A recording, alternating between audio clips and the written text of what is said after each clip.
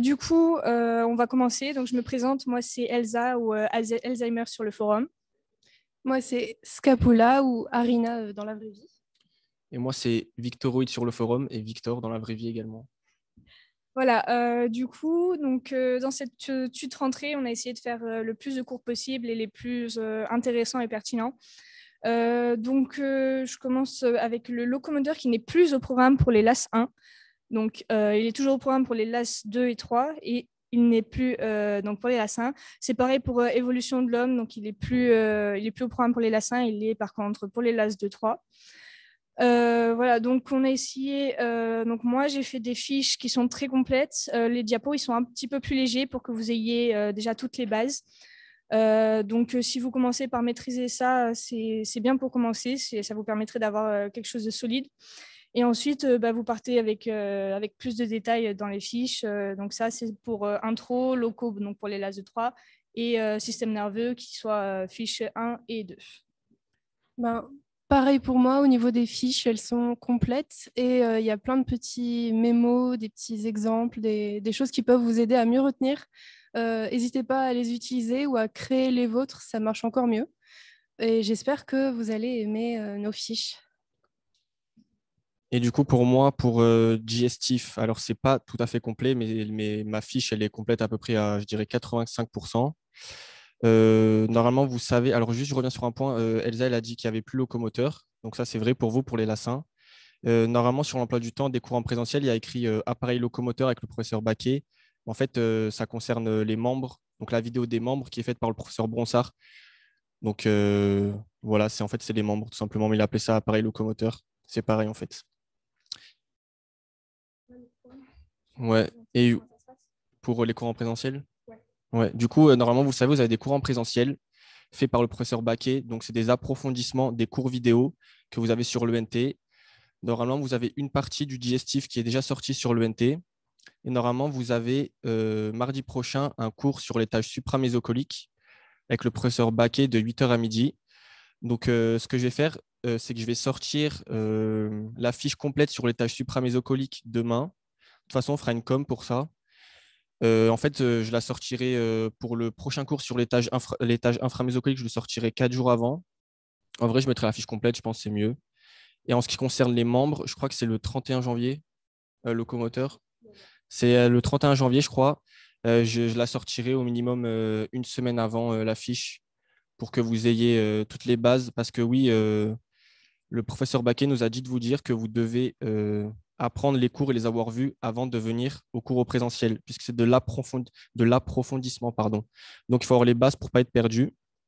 Et un point très important aussi, c'est que le professeur Baquet, il va privilégier les cours en présentiel pour faire les QCM pour l'examen.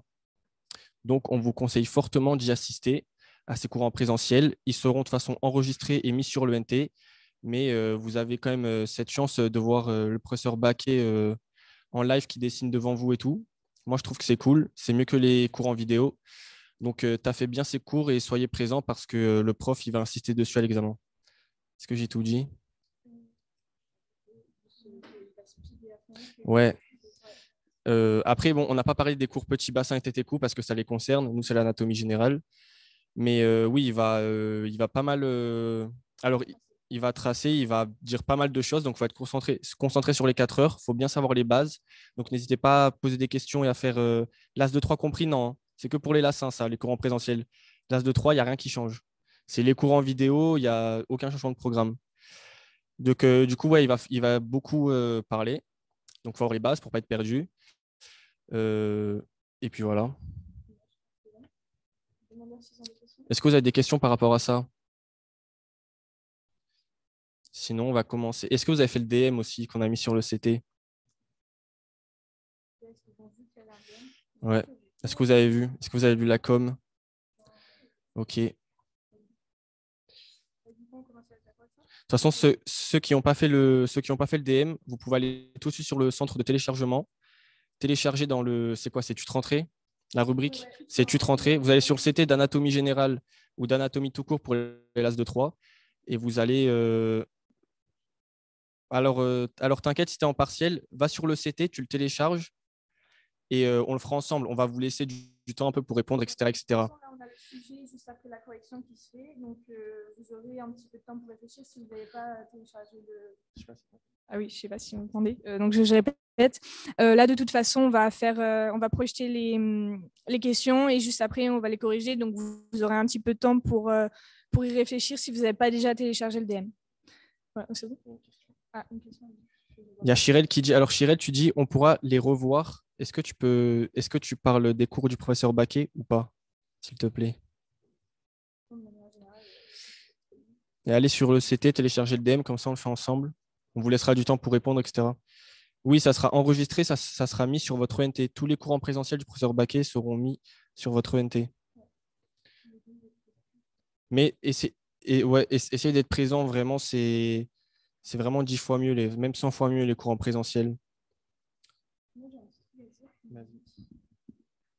Vous êtes peut-être en train de découvrir un petit peu l'anatomie. N'ayez pas peur, il y a beaucoup de détails dans les cours, mais ça va venir au fur et à mesure. Donc là, on sait qu'il y a pas mal d'infos que vous devez commencer à apprendre et tout. Allez-y à votre rythme, tout doucement.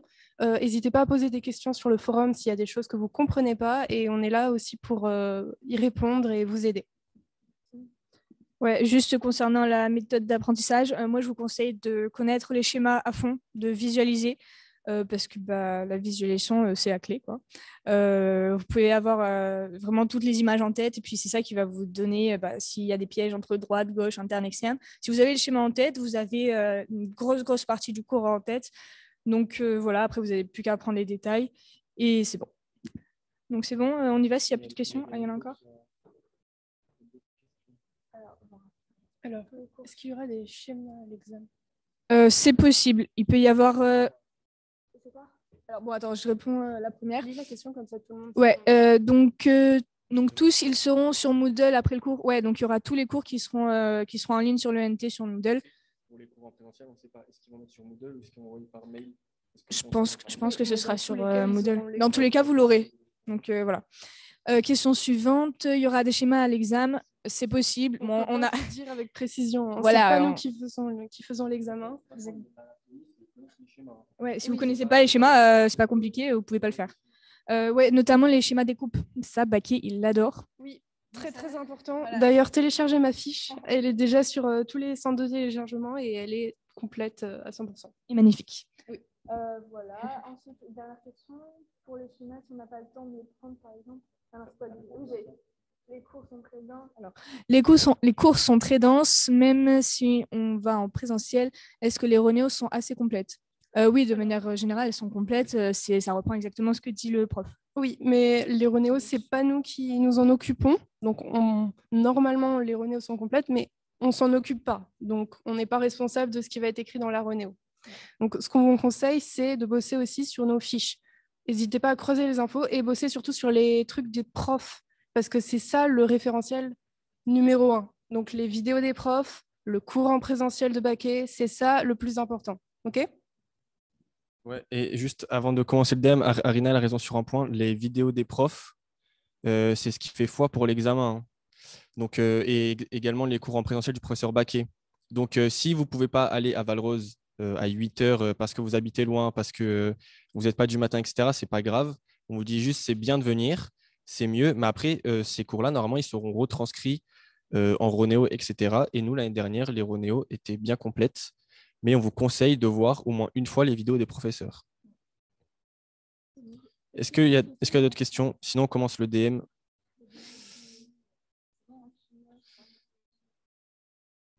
Ok. Bon, on va commencer le DM. Ceux qui ne l'ont pas fait, c'est pas grave. De toute façon, on apportera des explications. Et n'hésitez pas pour chaque item à poser vos questions si jamais vous en avez. Vas-y. Juste dites-moi si vous voyez bien défiler le diapo. C'est bon? Ouais. Ah ok, c'est parfait. Alors, première question sur l'introduction. Donc ça, c'est les bases. Si vous ne maîtrisez pas, vous ne pourrez pas apprendre vos schémas et vous ne pouvez pas apprendre la natte. C'est pas plus compliqué que ça. Alors, donc je vais lire les items et vous pouvez me dire dans le chat ou même si vous voulez mettre vos micros ou quoi. Donc voilà. Donc, attends, est-ce que je peux nous virer un peu parce que je ne vois pas la fin? Ouais. Parfait. Ok. Alors, première question. Donc, à propos des références anatomiques, indiquez là où les propositions exactes. Le sujet de référence anatomique est debout, le regard droit devant, les paumes de la main vers l'avant. Donc ça, est-ce que vous pensez que c'est vrai, c'est faux? Ouais. Ou tout d'un coup? Ouais, ok. Ok, donc ça, c'est pour la vraie. Ok, bon, on va voir après. Le plan frontal correspond au plan coronal. Le plan axial est aussi appelé plan sagittal. Et le plan horizontal est aussi appelé plan transversal. Ouais, là, du coup, mettez toute la réponse entière. Donc, j'ai du ABD, ACD. Tout est bon. Ok, vous êtes moyennement d'accord. ABD, ABD, ok. Bon, on va voir. Alors, donc la bonne réponse c'était ABD. Donc, donc ABD, c'est très simple, c'est le cours pur et dur. Le sujet de référence, donc, est-ce que, je sais pas si on me verra dans le... si on verra, mais je suis trop petite. Bon, en fait, en gros, vous avez les mains comme ça, bon, plus basses. Ouais, toi, t'es plus grand, vas-y, fais le sujet de référence. Voilà, les mains, du coup, je pense qu'il les verra pas. Les mains, je pense qu'ils les verront pas parce que voilà. Mais voilà, donc le petit doigt se coller sur la cuisse, les paumes de main vers l'avant et il regarde droit devant. Voilà, c'est bon. Ok. Suivant. C'est bon, tu peux lâcher. Hein. Ok, ensuite, le plan frontal, c'est le plan coronal. Donc, c'est ça, plan frontal, paf. Coronal, c'est l'appellation des radiologues. Le plan axial est aussi appelé plan sagittal, c'est faux. Axial, c'est celui-là, c'est le plan horizontal. Ou transversal, c'est la même chose. Donc, les trois, il faut bien savoir les synonymes parce qu'on utilise un coup l'un, un coup l'autre, ça change. Sagittal, c'est celui du Sagittaire, donc celui qui tire comme ça. Et la dernière, le plan horizontal, aussi appelé plan transversal, donc je viens de dire, c'est ça. Next, donc à propos de la nomenclature. Ventral signifie en avant, dorsal signifie en arrière, cranial signifie supérieur et médial signifie au milieu. Donc pareil, donnez-moi vos petites combinaisons de réponses. ABC, ABC, ABC, ouais, ça a l'air d'être la réponse majoritaire. Ok, bon. Ok, bah c'est ça. Bon, ventral, logique, vous avez votre ventre devant, dorsal, même chose derrière, cranial en haut, bon, ça c'est logique. Surtout, ne confondez pas médial et médian. Enfin, ouais, médiane, surtout quand c'est au féminin, c'est là où ça tombe souvent et puis ça ne veut pas dire la même chose. Donc, médial, c'est interne, c'est surtout pas au milieu, c'est médian. Voilà, donc ça, visiblement, ça a l'air d'être acquis pour l'instant. En fait, là, quand vous avez le mot comme ça, tout simple, ça va, mais quand vous le voyez glisser dans les phrases, des fois, vous ne faites pas attention et c'est là où vous aurez le piège. Oui, oui, c'est juste le féminin. Mais c'est juste que le médial, ça se ressemble à l'oral et c'est là où, surtout où vous allez faire des erreurs. Médian, encore, ça passe. Voilà, c'est ça. Apprenez à lire parce qu'il y a des fois, c'est là où on fait des erreurs juste parce qu'en fait, on n'est pas assez concentré. Donc vraiment, concentrez-vous. Prenez votre temps parce qu'en ANAT, vous avez quand même pas encore que, ouais, vous avez quand même à peu près le temps de faire, de réfléchir et de bien lire les énoncés. À peu près 1 minute par QCM. Ouais, voilà, et 1 minute quand vous connaissez votre cours, normalement, ça se fait bien. Ok, ensuite, à propos des origines embryologiques, donc ça, c'est Depay, il aimait beaucoup ça.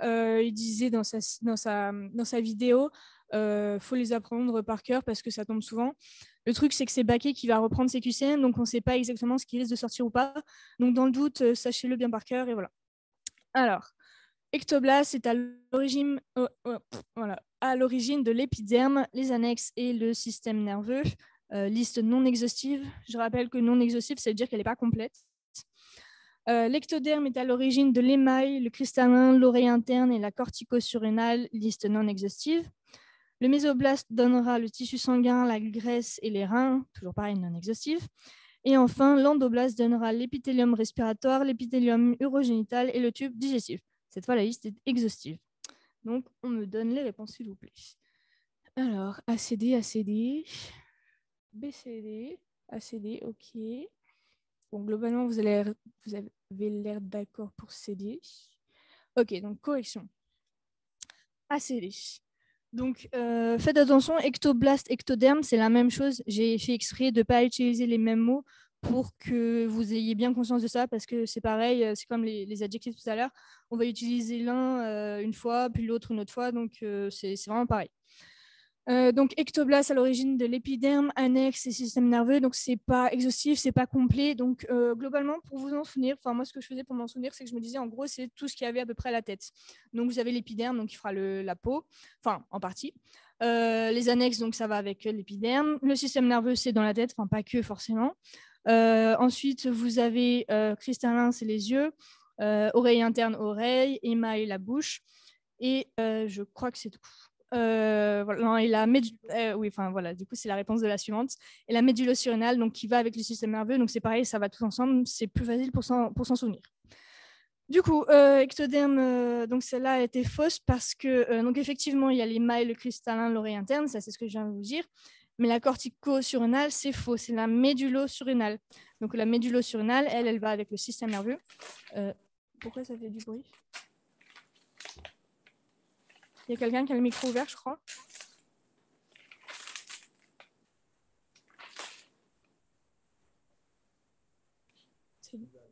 Suzanne, est-ce que tu peux fermer ton micro, s'il te plaît?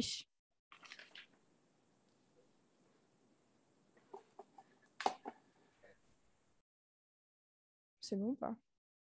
Ok. Du coup, je poursuis. Oui, donc c'est la médulo-surrénale qui est avec le système nerveux. Voilà. Ensuite, mésoblast donnera tissu sanguin, graisse, rein non exhaustif, donc c'est ça. Et endoblast, ça donnera l'épithélium respiratoire, épithélium urogé et tube digestif. Ça, pour m'en souvenir, je me disais, c'est les gros trucs, donc gros respiratoire, urogénital, enfin c'est les grosses parties, quoi. Et tube digestif, c'est pareil, c'est gros. Et puis après, par déduction, je complétais avec le reste. Ensuite, pourquoi ça marche? Ah, ça y est, c'est bon. Ok. C'est bon, c'est bien passé pour vous. Ok. Ensuite, donc à propos de l'anatomie générale du système nerveux, la cellule de base est la névroglie, le tissu interstitiel et le neurone. Ensuite, on a le système nerveux, contient la majorité des corps cellulaires des neurones et est chargé d'actions volontaires conscientes et involontaires inconscientes. Là, c'est le système nerveux végétatif, le système nerveux sympathique, commande aux viscères et aux organes du corps. Il échappe a priori à la volonté et est dit autonome, bien que fortement lié au reste du système nerveux. Et la dernière, le système nerveux périphérique, qui est constitué de racines, nerfs et ganglions qui véhiculent l'influx nerveux aux organes, viscères et muscles. Donc, j'attends vos réponses dans le chat. BC, BCD. Ouais, vous êtes moins loquace pour celle-là, elle vous pose plus de problème.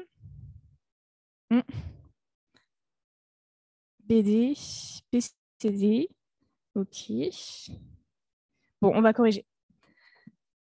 Alors, la première, bon, ça avait l'air d'être bon pour vous. C'est l'inverse. La cellule de base, c'est le neurone et la névroglie, c'est le tissu interstitiel. Ensuite, le système nerveux central contient la majorité des corps cellulaires des neurones et il est chargé d'actions volontaires conscientes et involontaires inconscientes. Ça, c'est vrai, hein, c'est pas parce que c'est système nerveux central qu'il n'y a pas d'inconsciente. Le périphérique, le végétatif, on sait que c'est inconscient, mais il y en a aussi dans le central. Vous avez notamment ce que vous verrez dans la deuxième fiche, les voies motrices qui sont pyramidales et extrapyramidales. Les deux, elles sont conscientes et inconscientes, et les deux, elles partent du système nerveux central. Donc, c'est juste. Ensuite, on a donc le SNV, commande aux viscères et aux organes du corps. Il échappe a priori à la conscience, enfin à la volonté, et il est dit autonome, bien que fortement lié au reste du système nerveux. Bon, bah voilà, ça c'est la définition. Le SNP est constitué de racines, nerfs, ganglions qui véhiculent l'influx nerveux aux organes et viscères et muscles. Donc ça, bah, pareil, c'est la définition, c'est le truc de base. Il y a une question. Ouais, il y a une question. Le SNP n'est pas juste composé de nerfs spinaux et nerfs crâniens. Non, justement, il n'y a pas juste ces nerfs-là. C'est ça, il faut bien savoir ce qui correspond à quoi. Donc, vous avez la totalité. SNP, ce n'est pas seulement les nerfs qui dépassent, c'est les racines, les nerfs et les ganglions. C'est bon? Ok, merci. Okay. Attends, une autre question. Ah oui, ok. Deux autres questions. Alors, parasympathique, c'est non autonome. Oui, le parasympathique, c'est ce qui va avec l'orthosympathique. Tout ça, c'est du végétatif. Donc, végétatif, vous ne contrôlez pas, a priori. C'est bon? Je passe à la deuxième en attente de confirmation. Donc, sympathique, on considère que ça comprend ortho et para parce que d'habitude, j'ai l'impression qu'on utilise sympathique comme synonyme d'orthosympathique. Alors, donc là, en l'occurrence, oui, j'ai utilisé sympathique comme englobant tout. le professeur de Peretti, il nous dit au tout début de sa vidéo que le sympathique, en fait, c'est vrai que dans le langage courant, vous avez déjà pu entendre que sympathique, c'était orthosympathique. Le prof, il utilise que orthosympathique. Donc, quand vous voyez sympathique, ce sera la globalité.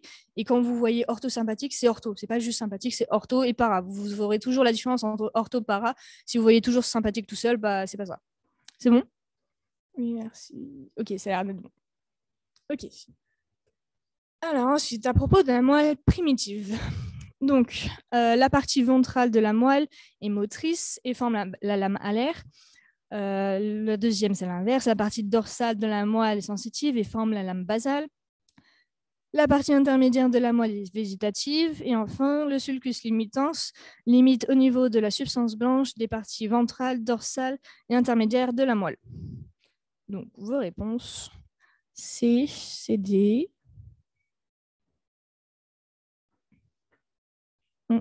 Il n'y a que 2 personnes qui répondent? Ah, c'est D, ok. Je vous laisse un peu le temps de réfléchir. Bon, ok, c'est... D'accord, donc un peu des doutes sur la D, on va voir ça. Oups. Ok, alors, la première, donc ça, vous avez l'air d'avoir deviné. J'ai inversé lame basale et lame alaire. Donc, la partie ventrale, donc ça, elle est bien motrice. La dorsale est bien sensitive. La ventrale, elle s'appelle lame basale et la dorsale s'appelle lame alaire. Donc la troisième, est juste la partie intermédiaire de la moelle est végétative. Donc là, ce sera la partie qui deviendra plus tard. Donc là, on est dans primitif. Elle deviendra plus tard, une fois qu'elle est mature, viscéromotrice et viscérosensitive. Donc ça, c'est du végétatif. Et pour finir, le sulcus limitans qui limite au niveau de la substance grise, pas de la substance blanche en fait. Donc vous avez la partie ventrale, dorsale et intermédiaire, ce qui fait le papillon. Le papillon ou H, il est fait de substance grise. Donc c'est pas de la substance blanche, il était là le piège. Ensuite, alors, à propos de l'organogénèse de l'encéphale, le télencéphale et le diencéphale vont donner le cerveau et le cervelet. L'archéoencéphale donne le proencéphale, puis le télencéphale et le diencéphale. Le cordencéphale donne le mésencéphale et le rhombencéphale, qui donne le métencéphale et le myélencéphale.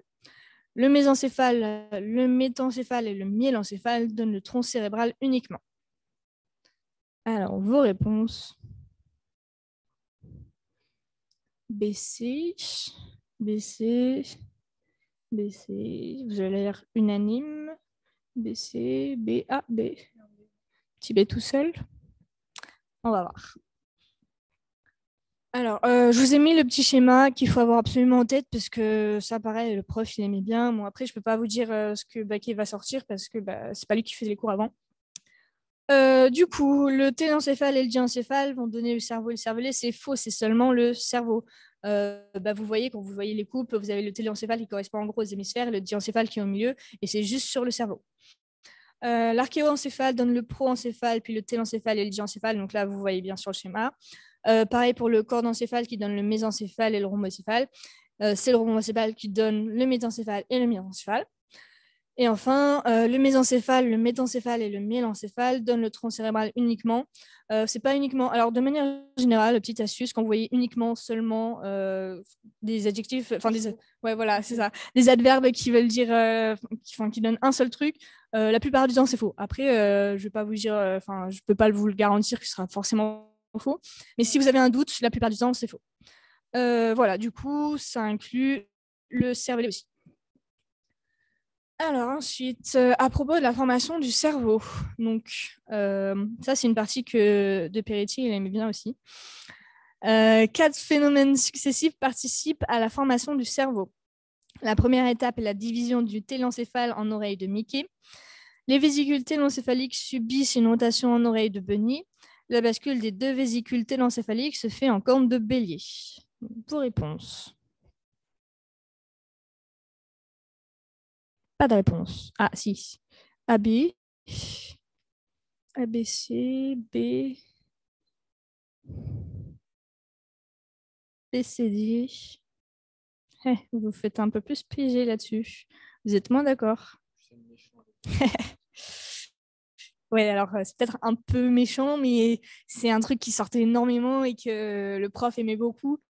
Donc, c'est pour ça que je vous ai fait un QCM dessus. De toute façon, de manière générale, là, tous les QCM que je viens de vous faire, c'est les QCM que le prof il aimait beaucoup et qui sont très importants et que si vous ne les maîtrisez pas, ça va être compliqué pour la suite, quoi.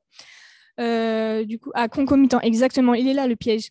C'est que c'est surtout pas successif, c'est concomitant. Ce qui fait que la deuxième phrase, donc attendez, je vous mets la correction.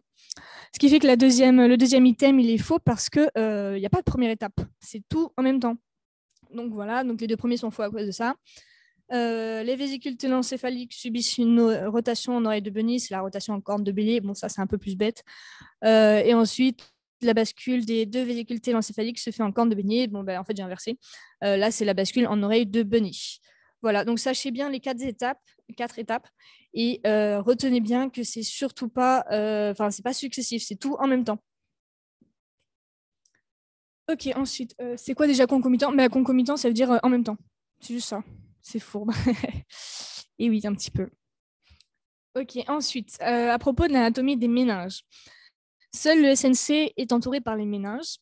La dure mère est une lame porte-vaisseau qui tapisse en tout point le tissu nerveux comme un vernis. L'arachnoïde est au-dessus de la pimère, présente des villosités enfilées, appelées villosités arachnoïdiennes.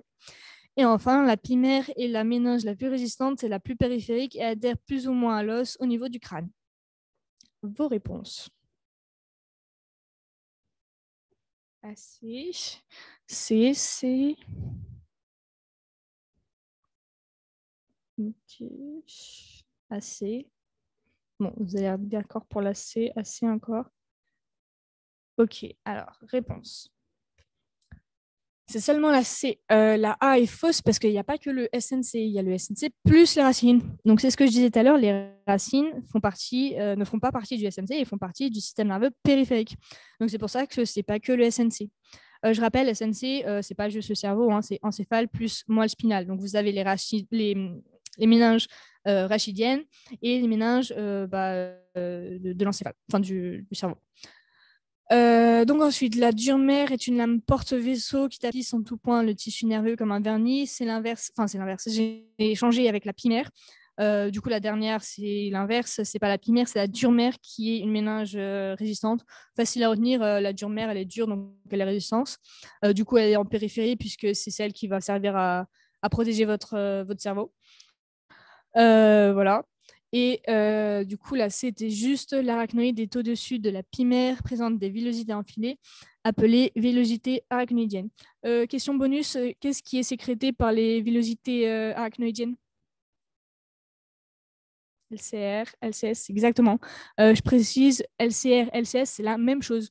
On dit soit cérébrospinal, soit céphalorachidien, c'est exactement pareil. Bien joué à tous les deux. Ok. À propos du SNP crânien, ça aussi, c'était un truc très, très apprécié par le prof. Et là, je pense que même Baquet va aussi bien vous faire savoir. Donc, les nerfs, s'il vous plaît, sachez-les par cœur, tout. Vous devez tout savoir, les 12, leur origine, leur nom, s'ils sont moteurs, sensitifs, etc. Par cœur. Voilà, vous ne cherchez pas à comprendre. Ouais, de toute façon, vous allez voir, le cours tête et cou, ce sera ça va être sympa. Le prof va vous faire les 12 nerfs en 4 heures et il va speeder, il va tracer. Donc, vous avez intérêt à déjà les connaître dès maintenant. Parce que sinon, vous n'allez rien comprendre, vous n'allez pas suivre, vous allez juste perdre 4 heures.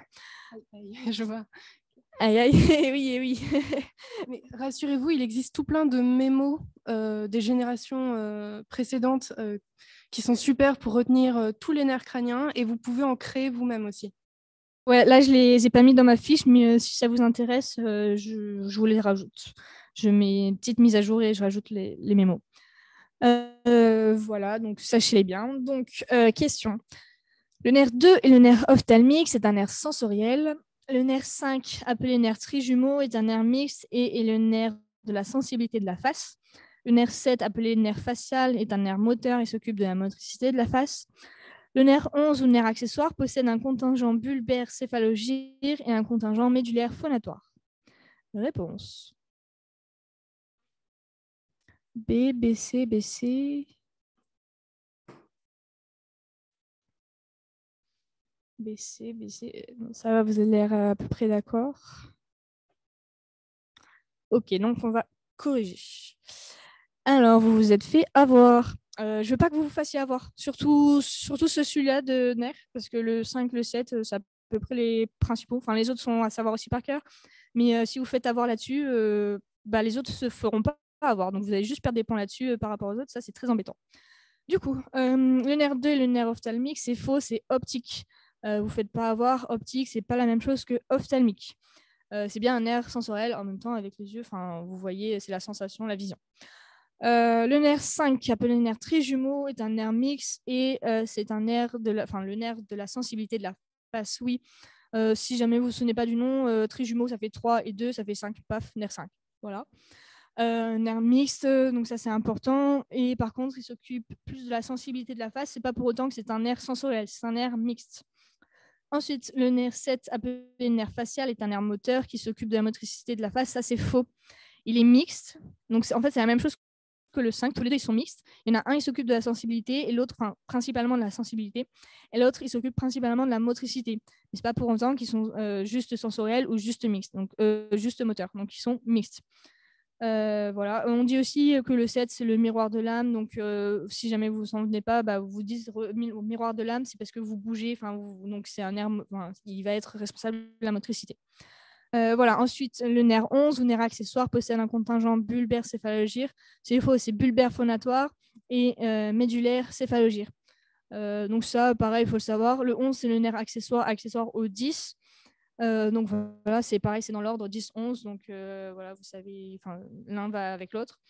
Bulbaire phonatoire, ça veut dire que vous allez parler, c'est le contingent qui va vous permettre de parler. Et céphalogire, céphalo, c'est la tête, et gire, c'est tourner, donc c'est ce qui va vous permettre de tourner la tête. Voilà. Donc, dernière question pour le système nerveux. Le système orthosympathique, donc là, on précise bien orthosympathique, et ce sera toujours le cas, on précisera toujours ortho, a une action cardio-stimulante, vasoconstrictive et bronchoconstrictive. Le système parasympathique stimule la sécrétion digestive, la sécrétion urinaire, le péristaltisme et dilate les sphincters lisses via l'action du 10, donc du nerf vague, ce qu'on a vu avant. Le parasympathique pelvien commande la contraction du détrusor, muscle strié de la vessie. Les actions de l'orthosympathique et du parasympathique sont opposées. C'est un du para et pas de para. Réponse. BCD, je ne suis pas sûre. Qu'est-ce qui fait que tu n'es pas sûr? BD.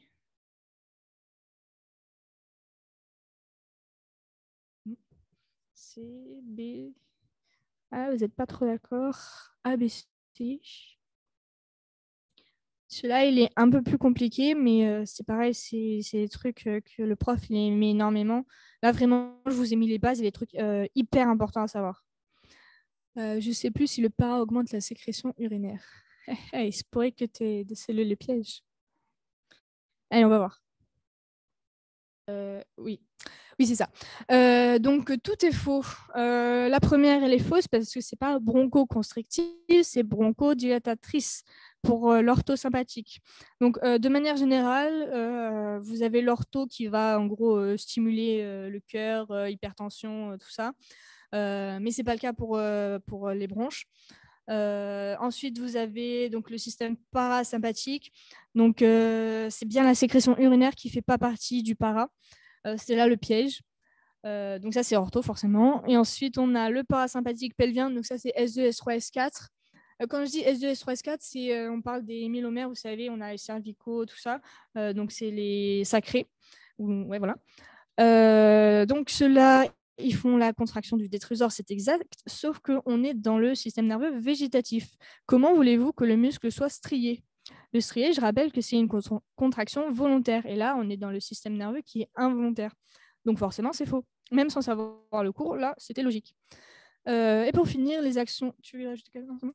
Ok. Attends, je finis et je regarde. Ouais. Les actions de l'orthosympathique et du parasympathique sont opposées. Non, elles ne sont pas opposées, elles sont plutôt complémentaires, on dit. Mais c'est vrai qu'on aurait tendance à dire que l'ortho, il va en gros booster et le para, il va un peu ralentir. C'est pour ça qu'on aurait tendance à dire que c'est opposé, mais en fait, c'est plutôt complémentaire. Du coup, question, mais j'ai pas compris. SN sympa, c'est pareil que SN ortho. Alors, c'est ce que je disais tout à l'heure. Dans le langage courant que vous avez peut-être entendu au lycée, on avait tendance à dire que sympathique égale orthosympathique. Là, on n'utilise que le mot orthosympathique. Donc, quand vous verrez juste sympathique, ça voudra juste dire système nerveux végétatif. De toute façon, on ne vous prend pas trop la tête avec ce terme-là de sympathique. On va tout le temps vous mettre SNV pour végétatif et orthosympathique et parasympathique. Voilà, c'est bon. Normalement, c'est bon et c'est OK. D'accord. Bon, bah, Arina, à toi. Allez, je prends le relais. Donc, QCM 11, on commence avec l'appareil cardiovasculaire. Donc, quelles sont les propositions exactes? Les artères vont vers le cœur, tandis que les veines s'en éloignent. Le cœur est un muscle à 4 cavités, 2 auricules et 2 ventricules. La pointe du cœur appartient au ventricule gauche et la base du cœur est diaphragmatique. Donc, je vous laisse un petit peu de temps pour répondre dans le chat. Lisez bien les items. Sachez bien les cours de cardio et de respi, si vous passez en P2, c'est très utile. Oui, ça tombe aussi en P2. Ouais. Donc, il y a du C, du BC, du BCD. OK, BC, BCD. Bon, alors on va voir ça tout de suite. Du coup, la bonne réponse, c'était la réponse C. Pourquoi? Déjà, pour l'item A, c'est vraiment une base super importante. On le répète toujours. C'est l'inverse. C'est les veines qui vont vers le cœur alors que les artères s'éloignent du cœur. C'est très, très, très important. Le petit mémo, c'est que les veines, elles vont vers le cœur. Il n'y a que des V. Genre, moi, je me dis juste ça dans ma tête et c'est réglé. Les artères, elles partent du cœur. Exact. Voilà. Donc, ça, c'est une base incontournable. Ensuite, le cœur est un muscle à 4 cavités, 2 auricules et 2 ventricules. Attention à bien faire la différence entre les auricules et les atriums. Les atriums, ça s'appelle aussi des oreillettes et c'est les cavités. Les auricules, c'est autre chose. N'hésitez pas à regarder la vidéo que j'ai faite pour la tutre rentrée où j'explique bien la différence, c'est à maîtriser. Ensuite, le C, la pointe du cœur appartient au ventricule gauche, c'est vrai. Et D, la base du cœur est diaphragmatique. Là, c'est un petit piège pour que vous connaissiez bien le schéma que je vous ai mis juste en bas. Attention, il ne faut pas confondre la base du cœur et la face inférieure du cœur. Ce n'est pas la même chose. Du coup, il faut bien que vous ayez en tête que le cœur, c'est la pyramide qui est couchée sur le côté. Donc, si vous avez le schéma du bas en tête, vous êtes bon. Donc, la base, elle est postérieure. La face inférieure, elle est contre le diaphragme, en dessous. Ensuite, prochaine question. Est-ce que vous avez des questions d'ailleurs sur ce QCM? Si c'est bon, on passe à la suite. Alors, sur une vue antérieure du cœur, on peut voir l'atrium droit et l'atrium gauche. L'atrium droit est disposé horizontalement, alors que le gauche est plutôt vertical. La croix des sillons se voit sur une vue postérieure du cœur.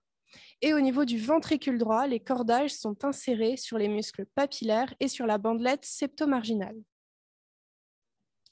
Je vous laisse un petit peu de temps pour répondre. N'hésitez pas à faire des erreurs. C'est une des meilleures manières d'apprendre, vraiment. Trompez-vous, s'il vous plaît. Après, si vous perfectez dès maintenant, on ne va pas vous en vouloir. Hein, plus. Oui. Alors, je vois du C, du CD, du C. OK.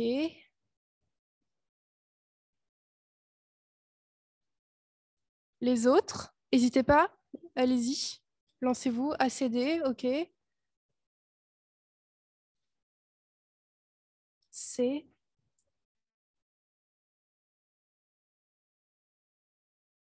Bon, alors on passe à la correction.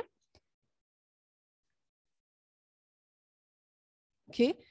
Du coup, c'était la C et la D. Alors, sur une vue antérieure du cœur, on peut voir l'atrium droit et l'atrium gauche. Attention, on peut voir les deux auricules, mais pas les deux atriums. Du coup, on voit bien l'atrium droit. Celui-là, il se voit sur la vue antérieure et sur la vue postérieure. Mais on ne voit pas l'atrium gauche. L'atrium gauche, on va le voir seulement sur la vue postérieure. Je vous ai mis le petit schéma en bas de la vue antérieure.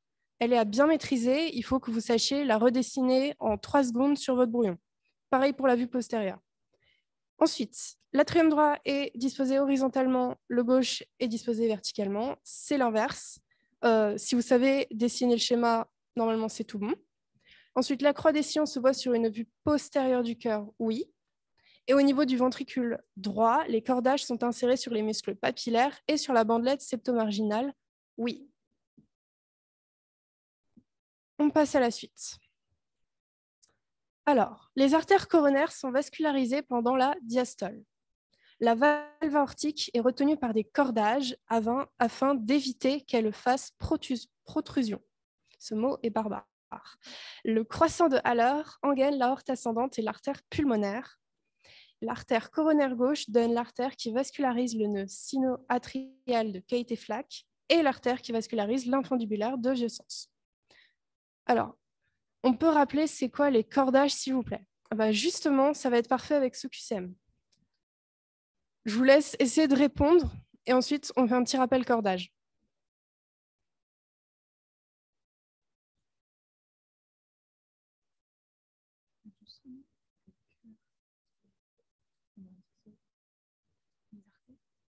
Ouais, irrigué. Ouais, ok. T'as raison. La A, AC. Ok.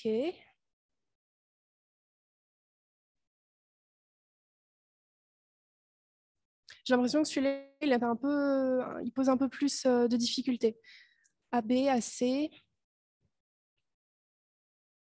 Ok. Ok, bon, on va corriger. Du coup, c'était la réponse A et la réponse C. Les artères coronaires sont vascularisées pendant la diastole. Donc, comme me l'a dit Elsa, c'est plutôt le cœur en fait, qui est vascularisé pendant la diastole, mais c'est via les artères coronaires. Donc, c'est vrai, très important, ça tombe.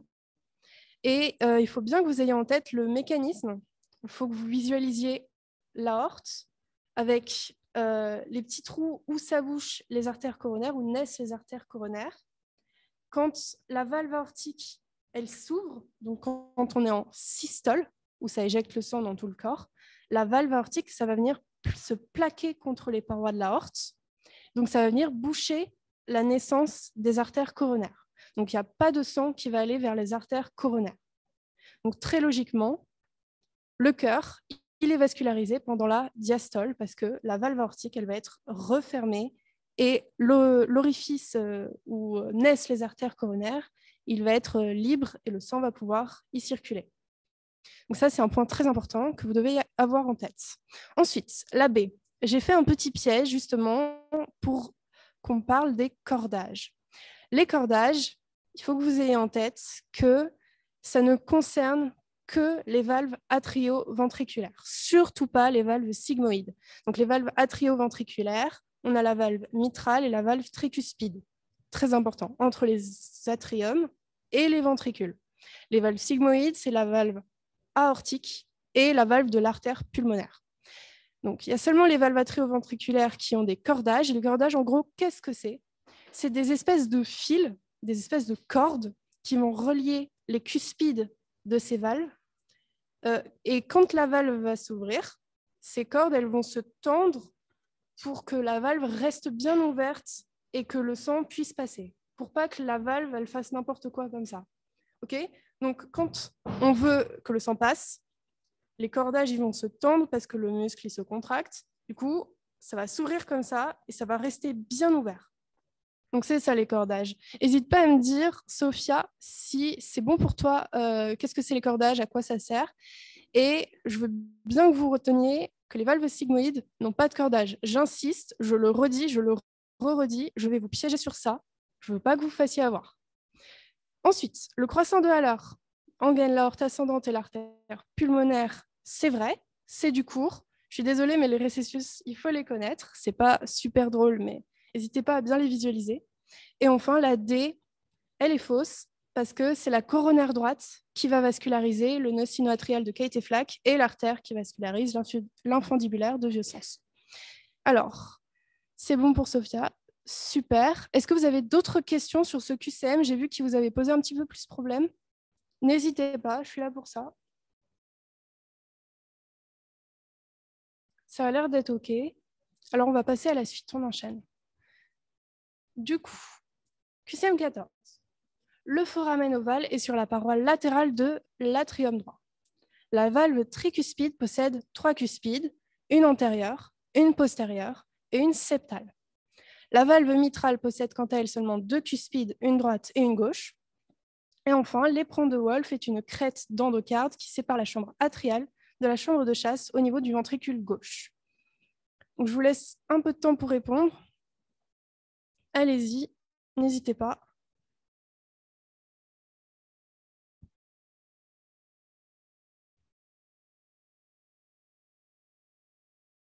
BCD, OK. Les autres, allez-y. BD.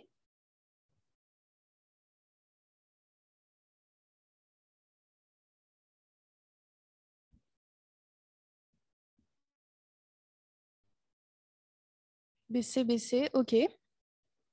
Alors, sur ce QCM, j'ai un mémo what the fuck à vous proposer. J'espère que ça va vous plaire. Donc, préparez-vous à voyager un petit peu. Alors, c'était la B qui était vraie. Pourquoi? Alors, déjà, la A, le foramen ovale est sur la paroi latérale de l'atrium droit. Attention, ici, c'est la paroi médiale. Donc, c'est ce qu'a dit Elsa tout à l'heure. C'est des repères qui sont à maîtriser plus. Faut que vous visualisiez dans votre tête c'est quoi la paroi médiale, c'est quoi la paroi latérale, etc. Et vous aurez la réponse super facilement. La B est vraie. La valve tricuspide, donc elle a 3 cuspides, ça c'est dans le nom, c'est super facile à retenir. Une antérieure, une postérieure, une septale. Est-ce que vous devez savoir ça? Oui, vous devez le savoir.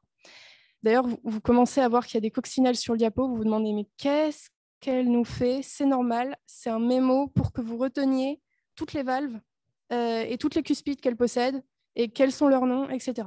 Ouais. Aussi étonnant que ça puisse paraître, j'ai créé ce mémo de toutes pièces en P1. C, la valve mitrale possède quant à elle 2 cuspides, une droite et une gauche, c'est faux. C'est une antérieure et une postérieure. Et la D, l'éperon de Wolff est une crête d'endocarde qui sépare la chambre atriale de la chambre de chasse au niveau du ventricule gauche. Eh bien, c'est raté, c'est au niveau du ventricule droit. Donc, pour mon mémo, what the fuck? Vous pouvez voir tout en bas à droite un schéma d'une vue du cœur supérieure. Donc, vers le haut, vous avez l'avant. Vers ma droite, vous avez la droite, enfin, vers votre droite aussi. À gauche, la gauche. À l'arrière, enfin en bas, vous avez l'arrière. Déjà, ça, c'est bon. J'ai schématisé les valves par des coccinelles. C'est très drôle à dire, mais vous inquiétez pas. Vous pouvez voir les 2 plus grosses coccinelles qui sont vers le bas, qui représentent à droite la valve tricuspide. Vous savez que la valve tricuspide est à droite, ça c'est acquis. Et à gauche, la valve mitrale. Sur le dessus, c'est la valve de l'artère pulmonaire, le plus à l'avant, parce que vous avez bien vu sur les schémas précédemment que l'artère pulmonaire, elle va venir devant l'aorte. Et celle un peu plus à l'arrière, c'est la valve aortique, tout simplement. Les coccinelles, vous pouvez voir qu'elles sont dessinées de manière à délimiter 3 cuspides. Donc, vous faites un rond, vous délimitez les 2 ailes et vous délimitez la tête. Ça représente des cuspides. Et si vous dessinez le coccinelle comme ça, vous avez toutes les cuspides de toutes les valves. Exemple, la valve mitrale, vous voyez qu'il y en a une antérieure, une postérieure. Exemple, pour la valve tricuspide, vous voyez qu'il y en a une septale, donc vers le septum, une antérieure, une postérieure, etc. Voilà, j'espère que ce mémo peut vous aider. N'hésitez pas à l'utiliser sinon. Alors, j'ai une question. Est-ce que c'est possible de réexpliquer où sont les parois? J'ai pas trop compris. Où sont les parois de quoi? De l'atrium droit? Ou c'est... Ok. Alors, il faut se référer au schéma où on crée une fenêtre dans l'atrium droit. Quand tu prends ton cœur sur une vue antérieure droite, que tu découpes un carré dans l'atrium droit et que tu ouvres cet atrium droit, tu peux voir que c'est comme un cube à 6 faces. Il y a une de ces faces, c'est la face médiale, donc c'est la face qui est le plus vers l'intérieur. C'est bien ça, hein, on est d'accord? Voilà, qui va être du coup entre l'atrium droit et l'atrium gauche, plus ou moins. Ben, sur cette paroi qui est médiale, il y a ce qu'on appelle le foramen ovale. Est-ce que c'est un peu plus clair? Oui, exact. En fait, oui, tout simplement, en fait, le foramen ovale, en embryologie, vous allez sûrement le voir, il permettait de faire une communication entre les deux atriums. C'est pour ça qu'il est sur la paroi qui sépare les deux atriums, tout simplement. Et cette paroi, elle est médiale. Dis-moi, Romane, si c'est plus clair pour toi. Sinon, n'hésite pas à te référer à tous les schémas qui sont sur nos fiches, sur nos diapos, etc. Et si jamais tu n'as toujours pas compris, n'hésite pas à faire un post et on va tout réexpliquer super bien. Oui, Arena, elle attend que ça de répondre au post. Hein. Oui, n'hésitez pas. Alors oui, super. Bah, si c'est clair, nickel. On passe à la suite alors. QCM 15. À propos de l'appareil cardiovasculaire, indiquez les propositions exactes, là où les. Les muscles papillaires sont une élévation de myocarde et de péricarde. La chambre de chasse est une chambre diastolique d'éjection du sang. La bandelette septomarginale est un pont de parenchyme situé au niveau de la chambre de chasse du ventricule droit. Et pendant la diastole, les cuspides de la valve aortique sont plaqués contre les parois de l'aorte et bouchent ainsi l'orifice des coronaires. Alors, vous reconnaîtrez un des items, je vous en ai parlé tout à l'heure, j'attends vos réponses et j'espère que vous allez bien répondre, notamment pour le dernier item. Vous avez intérêt. Mais n'ayez pas peur de faire des erreurs quand même. Et celle-là, il est un peu peur quand même.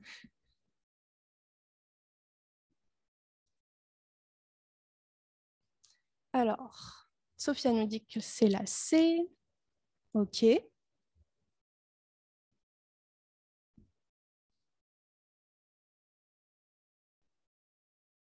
Les autres, allez-y, lancez-vous. C'est aussi pour 33,768, très bien.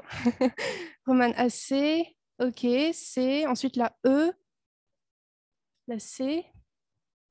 D'accord, donc il y a des choses un petit peu différentes. Je suis sûre de rien, mais j'aurais mis BC. OK.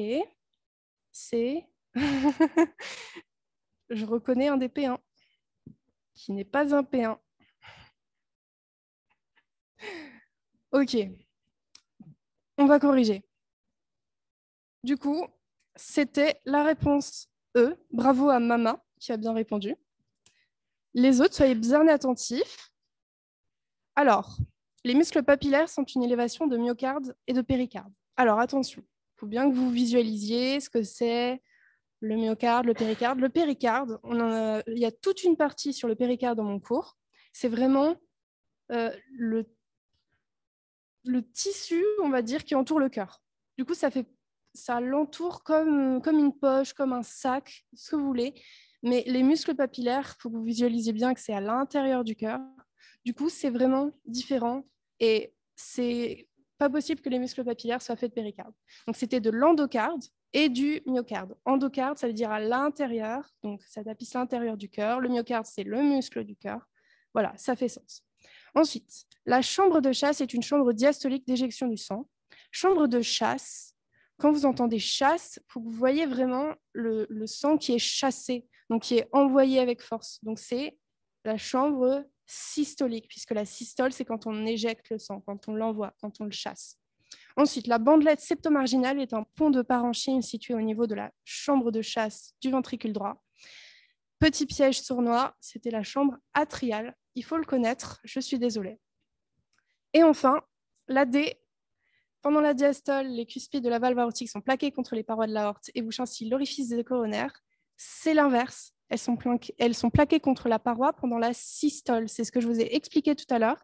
Si jamais ce n'est pas clair pour vous, dites-le moi et je réexplique. Il n'y a pas de souci. Dites-moi si c'est OK dans le chat. Mettez OK. Si ce n'est pas OK, je vous réexplique. N'hésitez pas. Désolée, ce n'est pas clair pour moi. OK. Pas de souci, Maëva, je vais te réexpliquer. Je vais faire un schéma. Je pense que ça va être encore plus simple. Du coup, Elsa, je vais te confier ça. Est-ce qu'ils vont voir si je fais un truc peut-être? Ok. Ouais. On va faire Deux situations. On va faire la systole et la diastole. Je vais faire en blanc.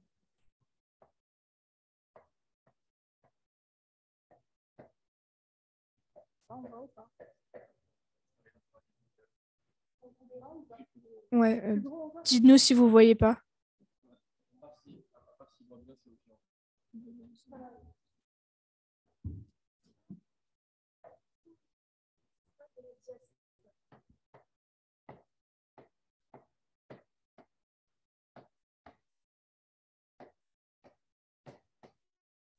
Ok. Maintenant, on va individualiser l'aorte avec la valve aortique à sa base. Ok?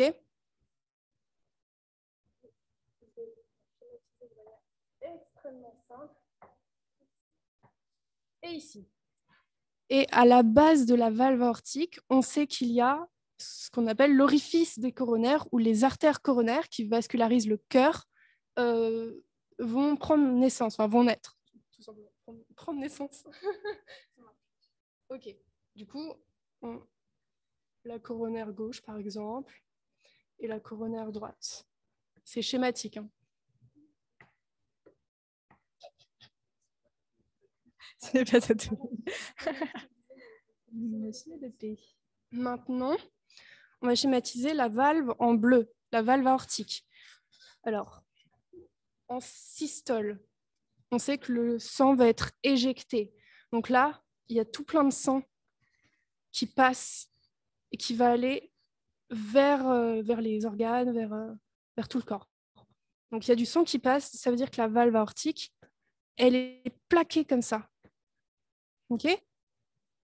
Donc il y a... ouais, on va passer à la diastole et ensuite je vais bien différencier. Par contre, en diastole, le sang, il passe pas. Il reste là. On s'en fiche. C'est fermé parce que, justement, il y a une barrière infranchissable ici, normalement. S'il n'y a pas de pathologie, la valve aortique, elle est fermée en diastole. Donc, il n'y a rien qui passe. Le sang, ici, il est bloqué. Ça veut dire que ici aussi, il y a du sang, parce qu'il y a toujours du sang dans nos vaisseaux. Et ce sang-là, il va pouvoir passer là et là. Du coup, si on reprend tout, merci beaucoup Elsa, si on reprend tout, est-ce que déjà vous voyez? Je me décale, je vous laisse apprécier un peu le schéma de 3 secondes. Ici, la systole, ici, la diastole. Vous avez l'aorte à chaque fois. En bleu, vous avez la valve aortique. Ici, à la base, vous avez les artères coronaires. Hop, hop. Et là, vous avez en systole tout le sang qui est éjecté dans l'aorte, qui va parcourir la crosse aortique, ensuite qui va aller dans tout le corps.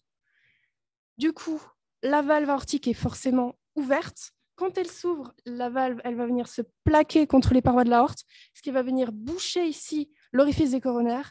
Donc, le sang ne peut pas passer de là à là. C'est impossible. Par contre, en diastole, les coronaires, elles vont être vascularisées. Dites-moi si c'est plus clair. Oui, nickel, parfait. Ils comprennent tout. C'est nickel. Je suis très contente. Nickel. OK. On peut passer du coup à la suite. Hop. QCM16. Les mamelons sont projetés en dedans des lignes médioclaviculaires. L'espace pleural est un espace virtuel à pression négative. Non, c'est un espace virtuel à pression positive. Et enfin, si l'espace pleural se comble d'air, c'est un pneumothorax. Alors, je vous laisse répondre.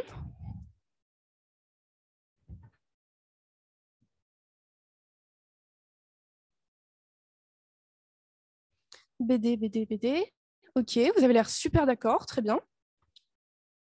On va voir si vous avez la bonne réponse.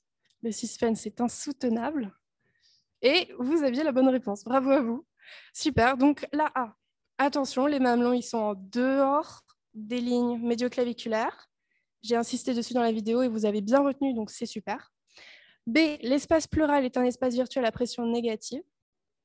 C'est vrai. Quand un espace est virtuel, de toute manière, c'est que, en fait, il faut que vous imaginiez le ballon que j'ai mis dans la vidéo. Si vous gonflez le ballon, la pression, elle va être positive à l'intérieur du ballon. Du coup, l'espace, il ne peut pas être virtuel parce qu'il va se créer. Le ballon va se gonfler. Donc voilà, donc la B est vraie, la C est forcément fausse. Et enfin, si l'espace pleural se comble d'air, c'est un pneumothorax. Oui, Ça, vous allez en voir plein en deuxième année de médecine. Du coup, je commence à vous donner un petit avant-goût. On passe à la suite. Alors, la plèvre pariétale est la plèvre la plus interne. Le médiastin comprend les organes comme l'œsophage, la trachée et les poumons. La classification d'Ovlak divise le médiastin en antérieur, moyen, postérieur, supérieur et inférieur, exhaustif. Et enfin, la classification d'Ovlak divise le médiastin en antérieur, moyen, postérieur, c'est exhaustif aussi. Alors, pourquoi la pression est négative? Ok, je vais vous refaire un schéma, je pense. Pendant ce temps, les autres, je vous laisse répondre au QCM 17 et je vais faire un schéma. Si j'ai la... Victor, je te laisse le prendre.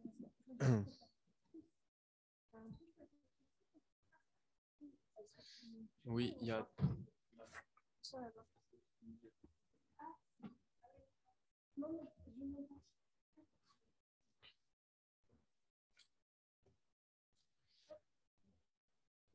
Pendant ce temps, les autres essaient de répondre au QCM qui est sur la diapo. Même s'il y en a qui ont déjà répondu, on fera la correction après.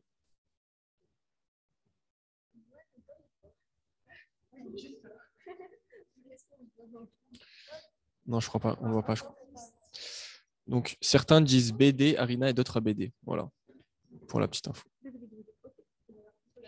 On va corriger juste après. Donc là, Arina avait expliqué pourquoi la pression est négative entre les deux feuillets du de la plèvre. C'est ça? Voilà. Parce que c'est important à comprendre quand même.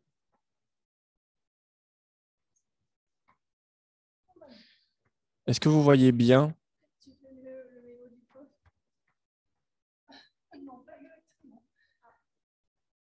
Ok, nickel.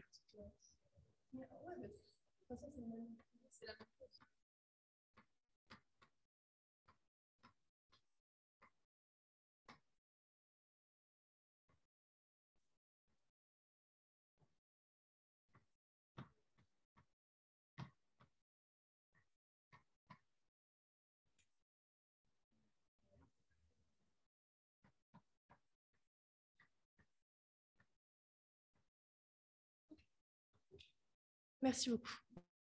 Du coup, pour expliquer à celui qui avait posé la question pour l'espace virtuel, l'espace réel, qu'est-ce que c'est que quoi, pourquoi la pression est négative. Voilà. J'ai schématisé un poumon par un ballon. C'est le même principe. Ici, vous avez la situation où on a soufflé dans le ballon. Du coup, vous pouvez observer qu'il y a une pression qui va pousser sur les parois du ballon, et c'est pour ça que le ballon, il est gonflé, tout simplement. Donc, c'est forcément une pression qui est positive, puisqu'on a soufflé dans le ballon, ça pousse les parois. Ça crée un espace à l'intérieur du ballon. C'est ce qu'on appelle un espace réel.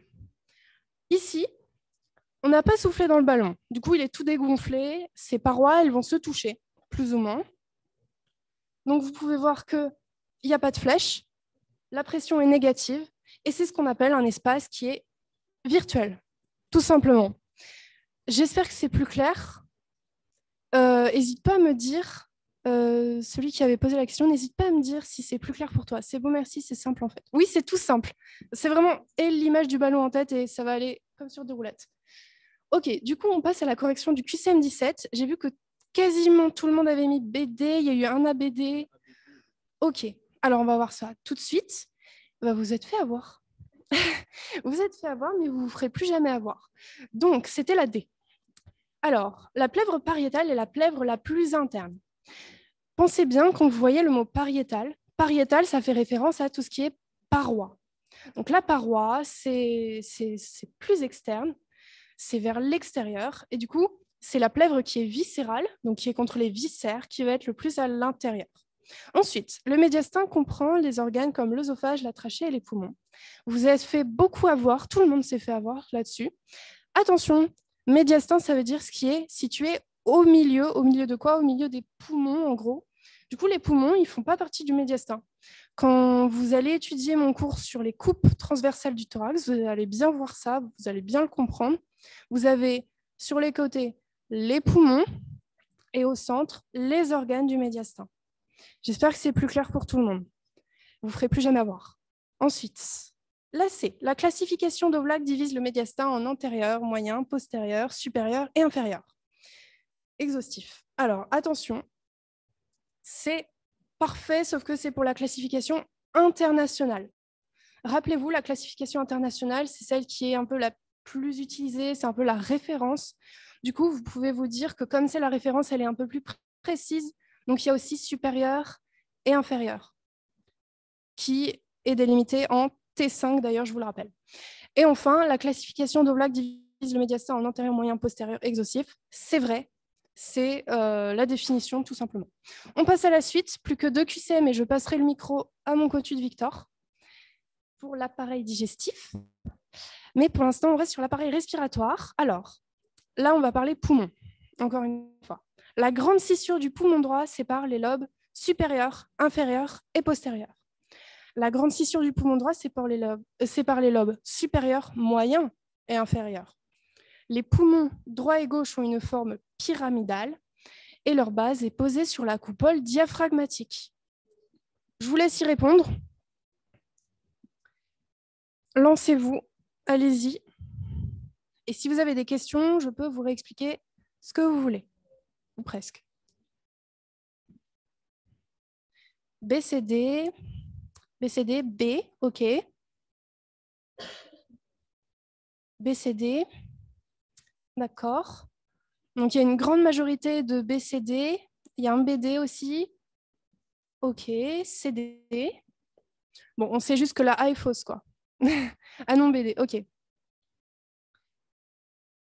Ben, c'est parti pour la correction. Du coup, il y en a pas mal qui avaient raison, 3, 4. C'était bien BCD. Alors, la grande scissure du poumon droit sépare les lobes supérieurs, inférieurs et postérieurs. En fait, il faut savoir que pour le poumon droit, il n'y a pas enfin, c'est un lobe supérieur, moyen et inférieur. Ce n'est pas supérieur, inférieur et postérieur.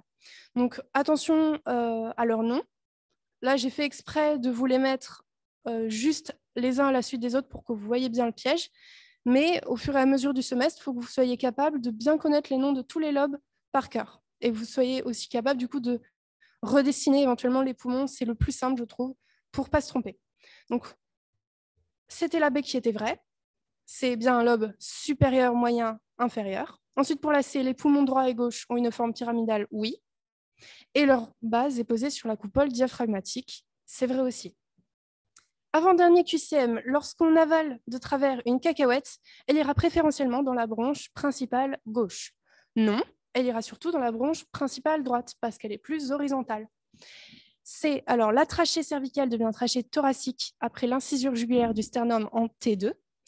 Et enfin, au niveau de la bronche principale droite, on rencontre de haut en bas la bronche lobaire supérieure, la bronche lobaire moyenne, le tronc intermédiaire, puis la bronche lobaire inférieure. Je vous laisse quelques instants pour répondre. Allez-y.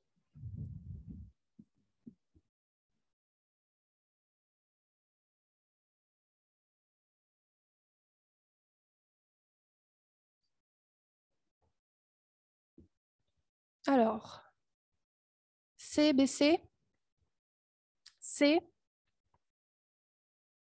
C encore une fois, OK.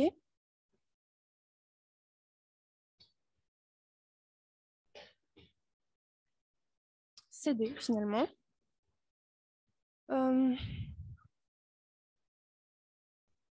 OK, les autres, n'hésitez pas.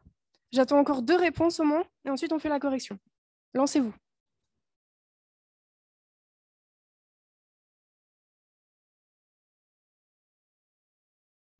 C, OK, une dernière réponse.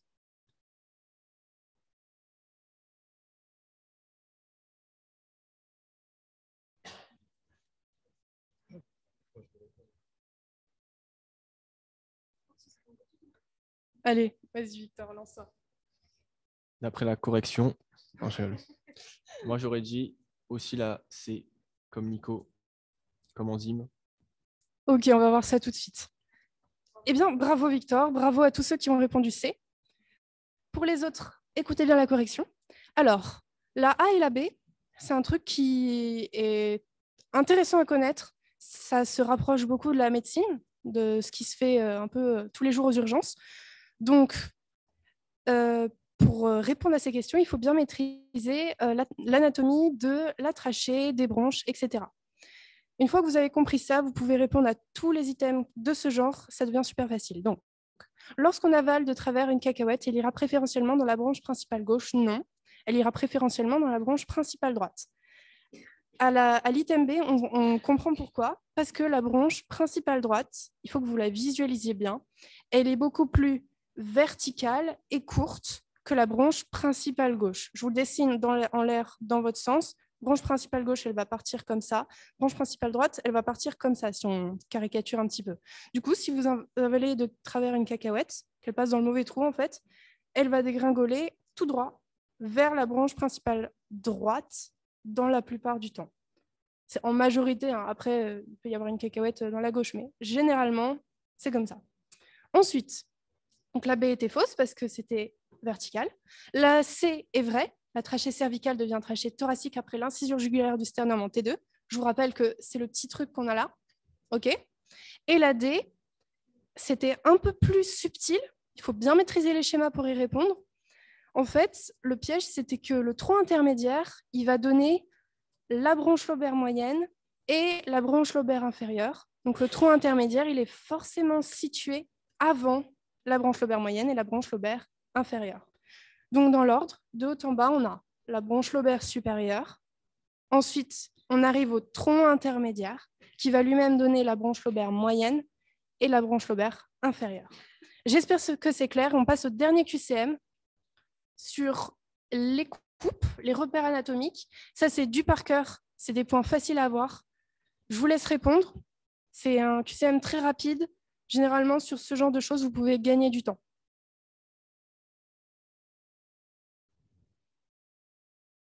Donc, oui, j'ai oublié de le lire. En T5, il y a la carène. En T4, c'est la coupe du cœur. En T10, il y a le hiatus œsophagien. Et en T4, il y a la crosse de l'aorte et de la veine jugulaire. On a du AD, AD, AC, ACD. OK. Donc, il y a un petit doute déjà.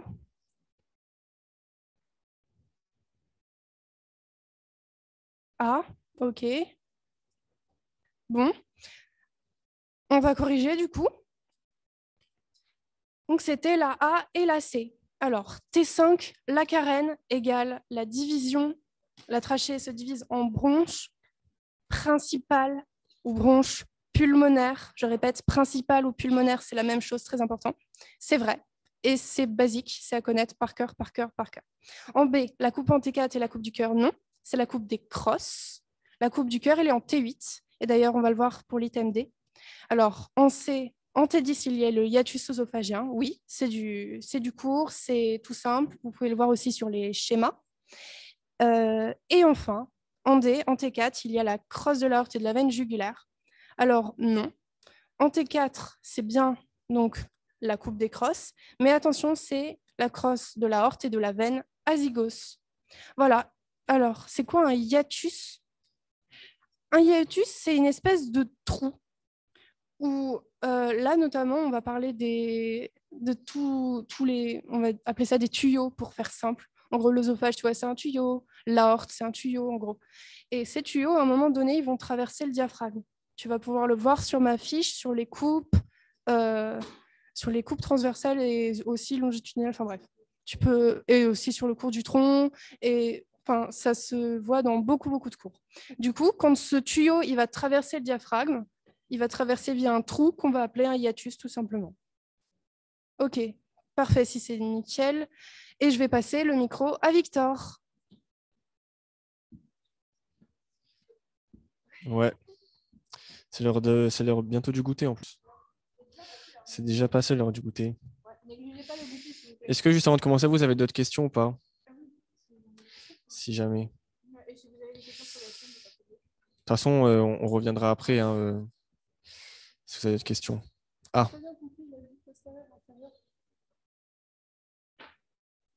Alors, la vue postérieure, antérieure de quoi, s'il te plaît, Nico? Je pense du cœur, hein. Du cœur, c'est ça? Oui, il a dit oui. Bah, en gros, je pense, bah, au pire, on y revient après. Très rapidement, quand tu prends quelqu'un, tu le mets en face de toi. Oui, je vais mettre au milieu. Si jamais tu observes le cœur en regardant quelqu'un qui est en face de toi, ça va s'appeler une vue antérieure, tout simplement. Si tu observes le cœur de quelqu'un en se mettant dans son dos, ça va être une vue postérieure. Je ne sais pas si c'est vraiment ça ta question. Tu nous demandes, tu nous dis, j'ai pas bien compris la vue postérieure et antérieure. Pouvez-vous faire un petit rappel, s'il vous plaît? Oui, d'accord, c'est ça. Merci. Bah, si c'est clair, nickel. Mais en fait, c'est tout simple, vraiment. Te prends pas la tête. Tu vois quelqu'un de face, c'est antérieur. Tu vois quelqu'un de dos, c'est postérieur. Si c'est bon, je vais passer le micro à Victor. Merci. Donc maintenant, c'est digestif. Donc soyez au taquet parce que antérieur, c'est devant, postérieur, c'est derrière. Voilà, c'est exactement ça. Et soyez au taquet sur digestif parce que vous avez cours mardi, hein. Alors, QCM 21. À propos des généralités sur l'appareil digestif, donc il faut dire les proportions exactes. Le tube digestif est un tube très long constitué entre autres de l'œsophage, de l'estomac, de l'intestin, grêle et gros et du foie. Le foie permet la filtration du sang intestinal et a une forme dite ovoïde. Le DTA permet de séparer. Donc DTA, je rappelle, c'est diaphragme thoraco-abdominal, hein. Ah oui, mince, je suis trop grand, j'ai pas vu. Permet de séparer, donc le DTA permet de séparer la cavité thoracique en haut de la cavité abdominale en bas et possède deux coupoles symétriques. Le côlon transverse délimite deux étages, un étage supramésocolique au-dessus et un étage inframésocolique au-dessous. Donc, qu'est-ce qui est vrai?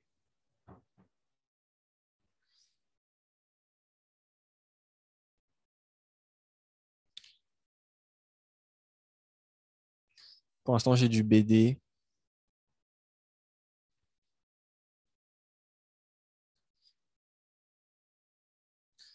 Bon, je passe à la correction. Du coup, c'était B2. B2. BD. Donc, la première question, tout simplement, le tube digestif, le foie, il ne fait pas partie du tube digestif, il fait partie de l'appareil digestif. Le tube, c'est juste le gros tuyau qui va de l'œsophage jusqu'au rectum, c'est tout. Donc, le foie ne fait pas partie du tube digestif. La B, c'est vrai, c'est simplement du cours. Donc là, la C, par contre, le prof, il va vraiment insister dessus, le professeur Baquet. Je pense qu'il va le répéter au moins 500 fois, que le diaphragme, ça a deux coupoles asymétriques. Et je ne sais pas si vous avez vu dans la vidéo, j'ai dit une petite bêtise. J'ai dit que la coupole droite, elle se trouvait à 2 à 3 travers de doigts de la ligne bimamelonnaire. C'est la coupole gauche, en fait. Donc la coupole droite, elle est en regard de la ligne bimamelonnaire. On va dire juste que presque elle la touche, même si c'est une ligne imaginaire, évidemment. Alors que la coupole gauche, elle est à 2 à 3 travers de doigts de la ligne bimamelonnaire. Et la D, la D, du coup, c'est juste, hein, c'est pareil, c'est du cours. Au-dessus du côlon transverse, c'est l'étage supramésocolique. En dessous, c'est l'étage inframésocolique, comme les cours qui seront dispensés par le professeur Baquet. Est-ce que c'est bon pour ça?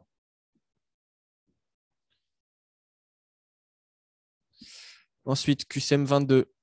La coupole droite du diaphragme thoraco-abdominal remonte plus haut que la gauche. Elle se projette au niveau de la ligne bimamelonnaire. Les lignes cutanées sont composées de deux lignes verticales et de trois lignes horizontales. Les mamelons sont en dehors des lignes médioclaviculaires. La région thoraco-abdominale se trouve entre la ligne bimamelonnaire et la ligne bisous-costale. Ainsi, en cas de plaie pénétrant dans cette région, les organes thoraciques peuvent être autant lésés que les organes abdominaux. Allez-y, répondez.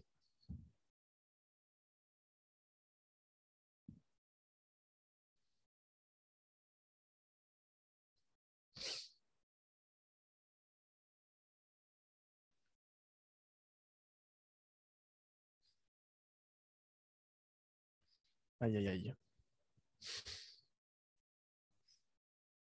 Ah, c'est bon. Peut-être c'est la connexion qui est... Ouais, ouais. Peut-être je lis vite. Ok, peut-être une dernière réponse de la part de quelqu'un pour corriger. Allez. Donc, effectivement, c'était tout juste. Donc, sauf eux, mais bon, c'est logique. Je ne sais pas si vous voulez qu'on revienne dessus. Juste un truc super important, elle a dit, Arina, tout à l'heure. Pareil, le prof, il va vous bassiner avec ça, je pense. Quand il dessine les lignes cutanées, vraiment, les mamelons, c'est en dehors des lignes médioclaviculaires. C'est soit en dehors, où on dit que les lignes médioclaviculaires sont en dedans des mamelons. C'est la même chose. Mais vraiment, mais voilà, les mamelons ne sont pas à l'intérieur des lignes médioclaviculaires. Est-ce que c'est tout bon pour ça ou je reviens sur des trucs? Après, juste pour expliquer le truc de la plaie pénétrante, c'est parce que dans la région thoraco-abdominale, comme son nom l'indique, on a des organes thoraciques et des organes abdominaux. Donc, si on se prend un coup de couteau, par exemple, comme le professeur Baquet disait que c'était très fréquent à Nice, bon, on peut avoir des organes qui sont lésés. Par exemple, le poumon et l'estomac. Voilà. Bon, je passe à la question suivante. Mince. Oh non, j'ai spoilé. Bon, j'espère que vous n'avez pas vu, mais tant pis, c'est pas grave. Donc, à propos de l'embryologie de l'appareil digestif, parce qu'il y a toujours de l'embryologie.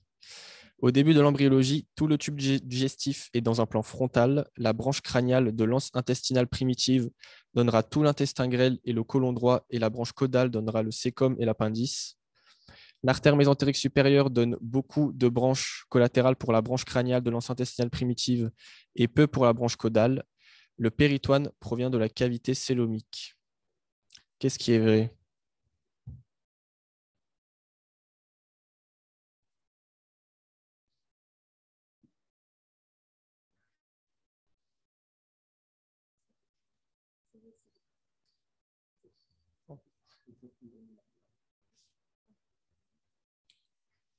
Mais bon, je pense, même si vous avez vu la réponse, je pense que vous l'aviez, car je crois en vous.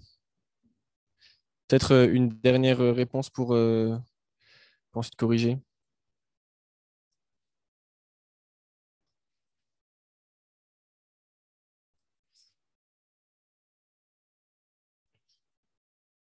Moi, je passe à la correction. Du coup, c'était bien CD. Donc la A, c'est assez important. Le professeur, il insiste dessus quand il fait le cours. C'est au début de l'embryologie, tout est dans un plan sagittal. Donc le plan sagittal, comme l'a dit Elsa, c'est le plan du sagittaire, celui qui tire à l'arc de profil. C'est ça, de profil? Il est comme ça? Ouais, bon, c'est le plan de l'arc, quoi. C'est d'avant en arrière ou d'arrière en avant. C'est ça? Oui, c'est ça. Donc c'est important. Et ensuite, il y aura les rotations, etc. Après, pour la B, donc ça aussi, c'est important à connaître. Après, vous serez OK sur ça. Du coup, la branche crâniale de l'anse intestinale primitive, c'est la quasi-totalité de l'intestin grêle, pas tout, la quasi-totalité. Et la branche caudale, c'est la fin de l'intestin grêle, le côlon droit, le cécum et l'appendice. Et le côlon droit, ça comprend le côlon qui est ascendant et la partie droite du côlon transverse. Voilà. Et puis après, l'artère mésentérique, ça, c'est sur les schémas. Elle donne beaucoup de collatéral pour la partie crâniale de l'anse intestinale primitive et peu pour la branche caudale. Et le péritoine provient de la qualité célomique. Ça, vous le voyez en embryologie normalement. Je passe à la question suivante. N'hésitez pas si vous avez des questions. Donc, à propos de l'embryologie, toujours, le mésogastre, le mésentère et le mésocolon possèdent un méso ventral et un méso dorsal. Les mésos permettent de véhiculer les vaisseaux et sont définis comme l'accollement de deux feuillets de péritoine pariétal. À l'étage supramésocolique, on a une rotation des organes dans un sens antihoraire autour d'un axe vertical. La rate, qui était en position postérieure dans la cavité abdominale, va se retrouver dans l'hypocondre droit. Et alors, qu'est-ce qui est juste?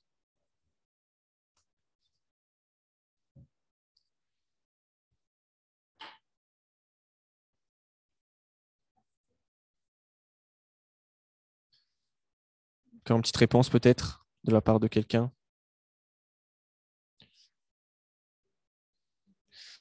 Ouais, t'inquiète. Ok, donc c'est bien là. Donc mésentère et mésocolon, ça n'a pas de méso ventral. C'est uniquement le mésogastre. Ça, c'est à savoir.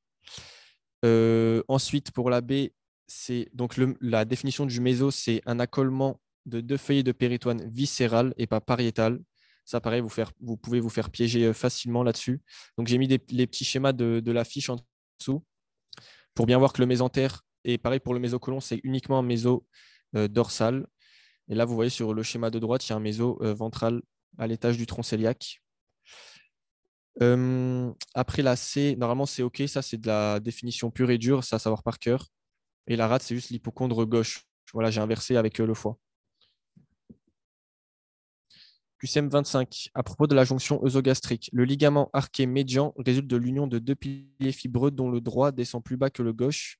Le hiatus œsophagien est constitué d'un pilier musculaire droit, gauche et droit, pardon. Ce dernier s'insère sur le pilier fibreux droit. Le hiatus aortique est formé par le ligament arqué médian et se trouve en TH9. Le hiatus de la veine cave inférieure se trouve sur la partie horizontale du DTA et est en regard de TH12. Pareil, qu'est-ce qui est juste, qu'est-ce qui est juste, quoi.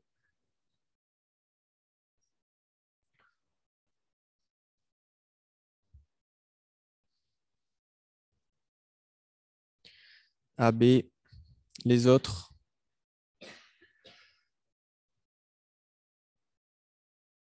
E.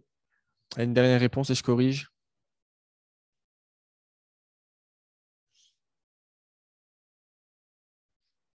Même n'importe quoi, hein. Ok, c'est bon.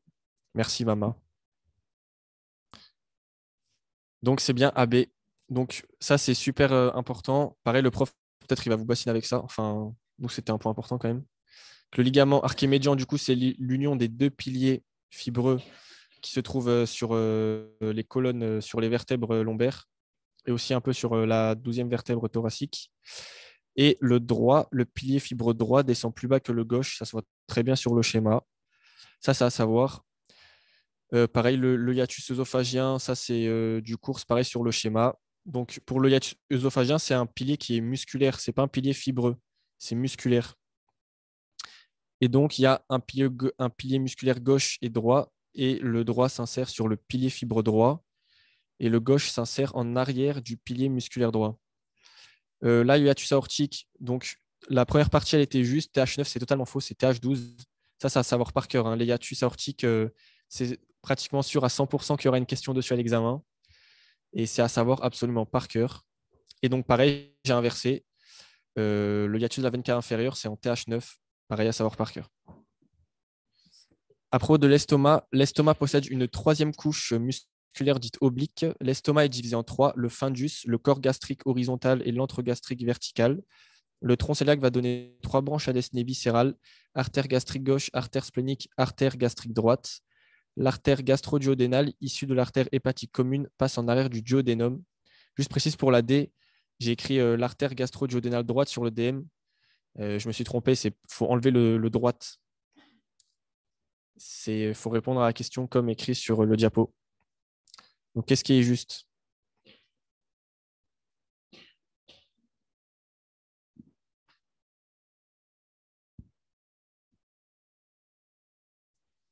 Ok, Mama qui dit AD.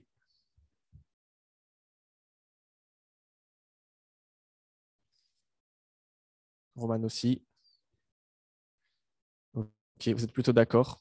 Je passe à la correction. Du coup, c'est bien AD. Donc, l'estomac, pareil, je l'ai dit dans le cours, c'est le seul, comment je pourrais dire, le seul partie du tube digestif qui a une troisième couche. Donc, c'est une couche oblique et c'est la plus interne. D'habitude, vous entendez circulaire interne, longitudinale externe. Là, cette fois-ci, au niveau de l'estomac, l'oblique, c'est la plus interne. Et après, ça ne change pas. La circulaire, c'est la moyenne et la longitudinale, c'est l'externe. L'estomac, donc là, j'ai juste fait un piège parenthèse. Bon, c'est un peu nul, mais voilà. Donc, le corps gastrique, c'est la partie verticale que vous voyez sur le schéma en bas, et l'antre, c'est la partie horizontale.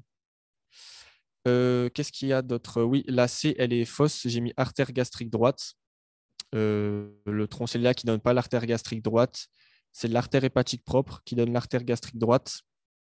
Et le tronc cœliaque, il donne artère gastrique gauche, artère splénique et artère hépatique commune. Ça, ça va savoir par cœur aussi.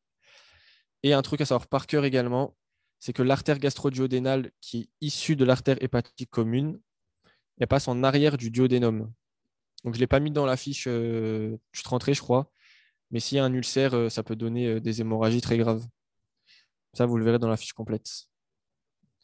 Je passe à la question suivante. À propos du bloc duodéno-pancréatique, le duodénum est composé du D1 horizontal, D2 vertical, D3 horizontal et D4 vertical.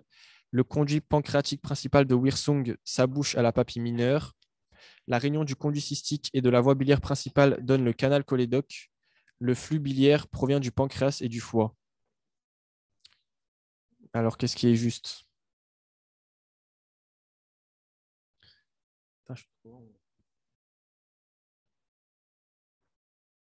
AC, ACD, ABC. Allez, c'est bien, pas mal de... Allez, je corrige. Donc, c'était AC. Donc là, pas de piège. Le duodénum est composé du D1, D2, D3 et D4 avec horizontal et vertical. Donc D1, c'est horizontal. Ensuite, D2 vertical, D3 horizontal, D4 vertical. Vous le voyez sur le schéma. Le conduit pancréatique principal de Wirsung, il s'abouche à la papille majeure. Donc ça, c'est assez facile à retenir, hein. Le conduit pancréatique principal, donc c'est papille majeure. Et le conduit pancréatique accessoire de Santorini, c'est la papille mineure. Donc là, c'était un petit piège à savoir par cœur aussi, ça. La réunion du conduit cystique et de la voie biliaire principale donne le canal cholédoque. Il n'y a pas de piège. C'est sur le schéma. Ça forme le canal cholédoque. Et là, c'est un QCM bon, un peu nul, mais le flux biliaire, il provient du foie et de la vésicule biliaire. Donc le foie, il sécrète la bile, et la vésicule biliaire, elle stocke la bile entre les repas. Voilà. N'hésitez pas s'il y a des questions. QCM 28, du coup, à propos du foie, le ligament falciforme permet de diviser le foie en un foie droit et un foie gauche. En vue antérieure, en vue antérieure, le foie possède 2 lobes. En vue inférieure et postérieure, on en distingue 4. En vue inférieure, le lobe carré se trouve en arrière du hile hépatique. Le ligament rond est tendu entre le sillon ombilical et l'ombilic. Le sillon ombilical du foie. Qu'est-ce qui est juste?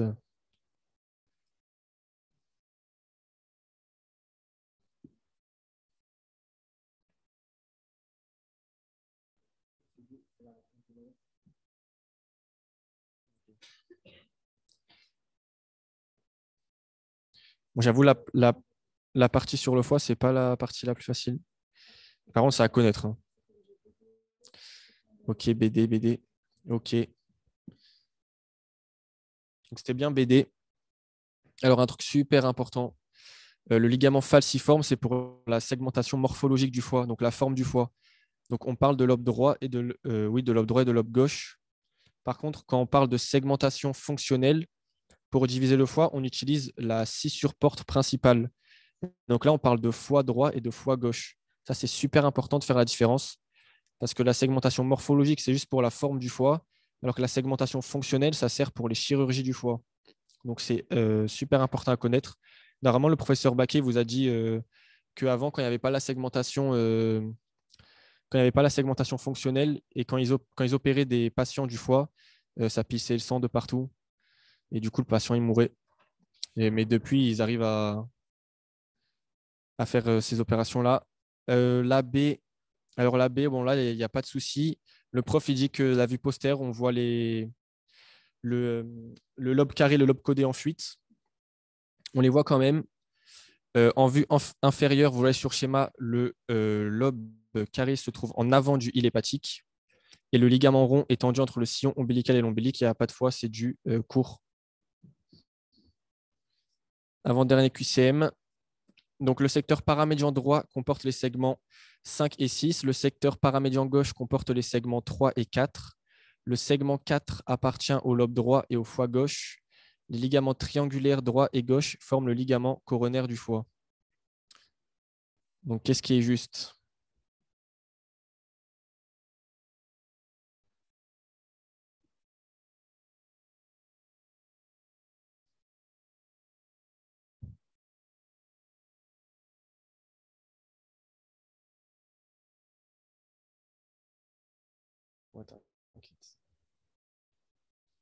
Donc, ça nous a dit BCD, CD, C, CD.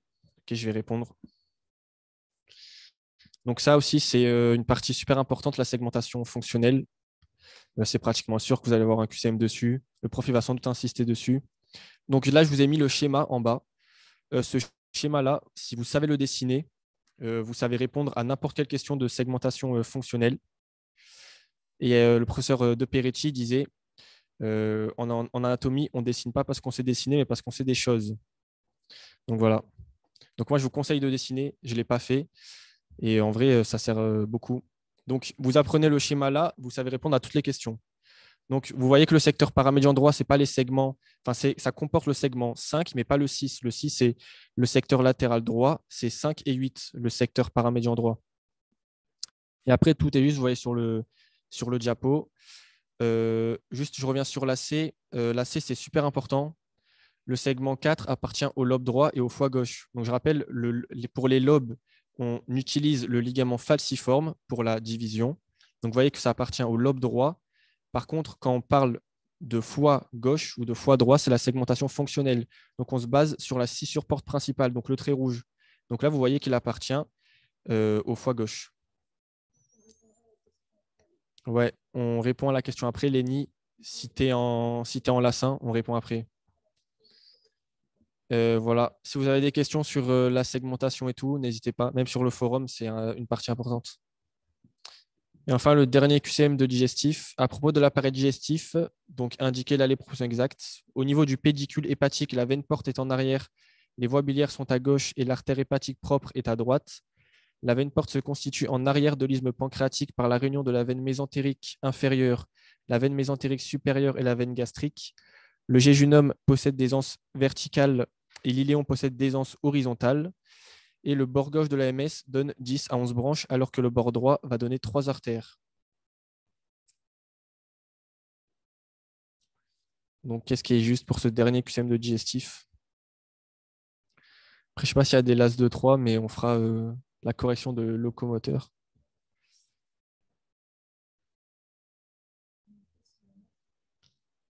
On va demander.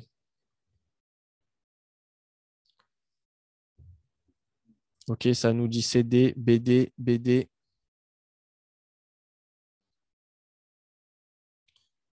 Moi, je vais répondre. Ah, D. Bah, maman, tu avais raison. Donc, la A, c'est faux. Donc, les voies biliaires, donc sur le schéma, là, je ne l'ai pas mis, mais les voies biliaires, c'est à droite. Et l'artère. Mince, j'ai fait une faute, pardon. Les voies biliaires, c'est à droite et l'artère hépatique, c'est à gauche. Quand vous voyez sur le schéma. Donc, quand on décrit ce genre de vue, c'est comme si on regardait une personne en face de nous. Donc, ce qui est à sa gauche est à notre droite et ce qui est à sa gauche est à notre droite et ce qui est à sa droite est à notre gauche. Ensuite, la B, la veine gastrique, ça ne forme pas là. Je ne sais pas si ça existe. J'imagine que oui, mais ça ne forme pas la veine porte. La veine porte, c'est veine mésentérique inférieure, supérieure et splénique. Là, c'est super important. Jéjunum anse horizontale, iléon anse verticale. Et le bord gauche de la MS donne 10 à 11 branches, alors que le bord droit venait 3 artères. Ça, c'est du cours, c'est du schéma pur et dur, etc. Voilà. Est-ce que vous avez des questions sur le digestif? En attendant, je réponds vite fait. Je peux répondre à la question de Lénie. Donc, Lénie, situé en lassin, le cours locomoteur, on me voit. Si tu m'entends, attends, Lénie, est-ce que tu es toujours là? Ok. Donc, si tu es en lassin, j'imagine que oui, le cours sur le locomoteur n'existe plus pour vous. Et si tu as vu que sur le planning, il y a écrit appareil locomoteur, ça concerne en fait les membres, si tu veux, qui a été fait par le professeur Bronsard. Voilà. Mais le cours locomoteur du professeur De Perecci n'est plus au programme pour vous, ni évolution de l'homme d'ailleurs. Voilà. Est-ce que vous avez des questions sur digestif? Si oui, n'hésitez pas. Sinon, est-ce qu'il y a des LAS de 3 sur le Zoom, s'il vous plaît? Oui, sur les os, si tu veux. Est-ce qu'il y a des LAS de 3?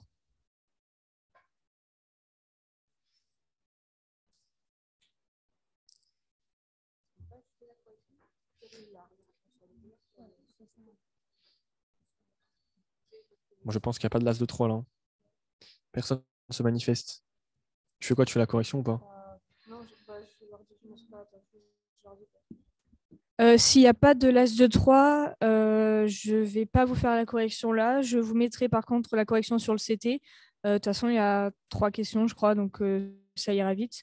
Voilà, donc c'est maintenant ou jamais, manifestez-vous si vous êtes en l'As de 3 et voilà. Ah, ça marchait en plus. C'est incroyable. Ouais. Et d'ailleurs, c'est le moment aussi si vous avez n'importe quelle question sur n'importe quel cours. Alors, pour les lassins, la correction sera sur le CT. Oui, bien sûr. Normalement, on la met peut-être ce soir. Ouais, on la met bientôt, très bientôt. Exactement. Voilà. Est-ce qu'on a d'autres choses Si vous avez d'autres questions sur les QCM qu'on vient de voir, sur des QCM que vous avez vu passer, sur des cours, n'importe quel cours, sur ce qui sera au programme à l'EB, normalement, on a fait une com Facebook où tout est dit. N'hésitez pas. Ah, ça c'est pour toi. Ouais. Alors, ça, c'est un peu plus long. Est-ce que tu as besoin que je fasse un schéma ou pas? Parce que, pareil, c'est un big schéma, ça. Ou est-ce que tu as besoin en gros, en détail ou en comment? Ah, mais c'est Romane en plus. Si je me trompe pas, c'est la Romane que je connais. Non, bah non. À la base. Ouais, bon, alors on va commencer avec la base. Donc, alors, j'ai une autre question en attendant. Oui, pour le programme de l'EB, les lassins, on aura peut-être. Bon, alors, on sait un peu rapport parce que Petit Bassin et Tétécou, vous aurez le live demain, donc elles vont vous expliquer en détail ce qui sera à l'EB ou pas à l'EB. Un schéma. Ok. Ah, bah voilà, ok. Ok, alors, du coup, voie pyramidale et extra-pyramidale. Ouais, s'il te plaît, merci. Donc, donc, ce sont toutes les deux des voies motrices. La voie pyramidale, donc on dit qu'elle est pyramidale parce que elle part de la grande cellule pyramidale de Betz, tandis que la voie extra-pyramidale, ben, elle part pas de cette cellule-là. Donc la différence, c'est que la pyramidale qui part de cette voie-là, elle est volontaire, tandis que l'autre est involontaire. Donc, ben, je vais faire un schéma. Je te tiens le micro si tu veux. Si tu as besoin de parler pendant un schéma ou pas, je te le tiens près de toi. Ça aurait été cool que j'ai le schéma sous les pour être sûr, parce qu'il est big le schéma. Bah attends, on peut peut-être le faire sur un autre ordi. Attends, je suis le cerveau machin. Putain, en plus, c'est celui que j'avais eu pour l'entretien. Ok, donc, ça va pas? Ok, alors, on va faire le cerveau. Je sais pas dessiner, ça va faire comme ça. Hop, hop. Ça ressemble à moi, mon cerveau. Il n'y avait pas l'insula quelque part vers là? Non, mais c'est la coupe de Charcot aussi, on fait l'insula machin, donc on s'en fout. On fait juste. Donc là, je vais juste représenter. Donc, tu as le cortex de substance grise. Ici, là, tout le long, tac, tac. Donc, même chose ici, paf, paf, paf. Ouais, bon, sinon, je fais avec ma. Je pense que ça va comme ça. Ouais, ouais, bon, ça, on s'en fout. Voilà, bon, en gros, tu as ta substance grise qui est tout autour. Voilà. Donc, on va commencer par présenter peut-être les noyaux qui sont essentiels. Donc, tu vas avoir le thalamus, comme ça. Je vais peut-être pas faire bilatéral parce qu'on s'en fiche, on sait que c'est la même chose des deux côtés. Bon, enfin, voilà. Ensuite, tu as diencéphale, télencéphale, machin, comme ça, tac. Ensuite, ouais, tu as le noyau gris ici, la noyau. Tu l'as? Ouais, tu peux zoomer un peu comme ça. Je vérifie que je ne me trompe pas. Ce serait dommage. Ok, parfait. Ouais, donc là, on est bon. Donc, l'avant-mur, noyau lenticulaire, bon, avec une partie plus médiale, une partie périphérique, putamen et pallidum. Putamen extérieur, pallidum intérieur. Voilà, bon, ça, c'est ce dont on a besoin. Enfin, c'est vraiment le minimum pour expliquer la voie. Donc, on va partir. Je vais peut-être prendre deux couleurs. Je vais commencer. Merde. Je vais commencer avec la voie du coup pyramidale. Hein.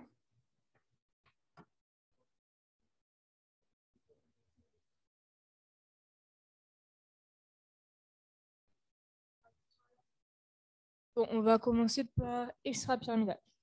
Donc, extra-pyramidale, Dans tous les cas, ça part du cortex. Donc, tu as plein de faisceaux comme ça, tac, tac.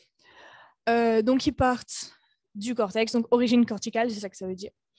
Ensuite, ça va passer à l'intérieur. Donc là, tu te souviens que tu as capsule interne, capsule externe, capsule extrême. Donc, tu passes ici au milieu. Donc, en fait, tu vas passer au niveau de tous les noyaux. Tu vas avoir locus niger, etc. Donc là, si tu as une atteinte du locus niger, c'est là où tu auras des maladies du genre Parkinson. Donc voilà, donc ça passe ici au milieu. Tu vas avoir aussi une voie cérébelleuse. Donc cérébelleuse, attention, c'est le cervelet, c'est pas le cerveau. Donc voilà, donc tu vas origine corticale. Ensuite, donc à l'intérieur au niveau des noyaux gris, voie. Si je peux quoi? Ici, c'est juste une coupe du cerveau. Donc c'est pas, enfin, ouais, si je prends le schéma que j'ai sous les yeux, qui est aussi dans la fiche, en l'occurrence, c'est une coupe de Charcot parce qu'on voit qu'il y a le lobe de l'insula. Mais sinon, c'est juste une coupe frontale, quoi. Enfin, vous coupez en deux, tac, ici. Je vais mettre là, tac, comme ça. Et ben voilà, c'est tout.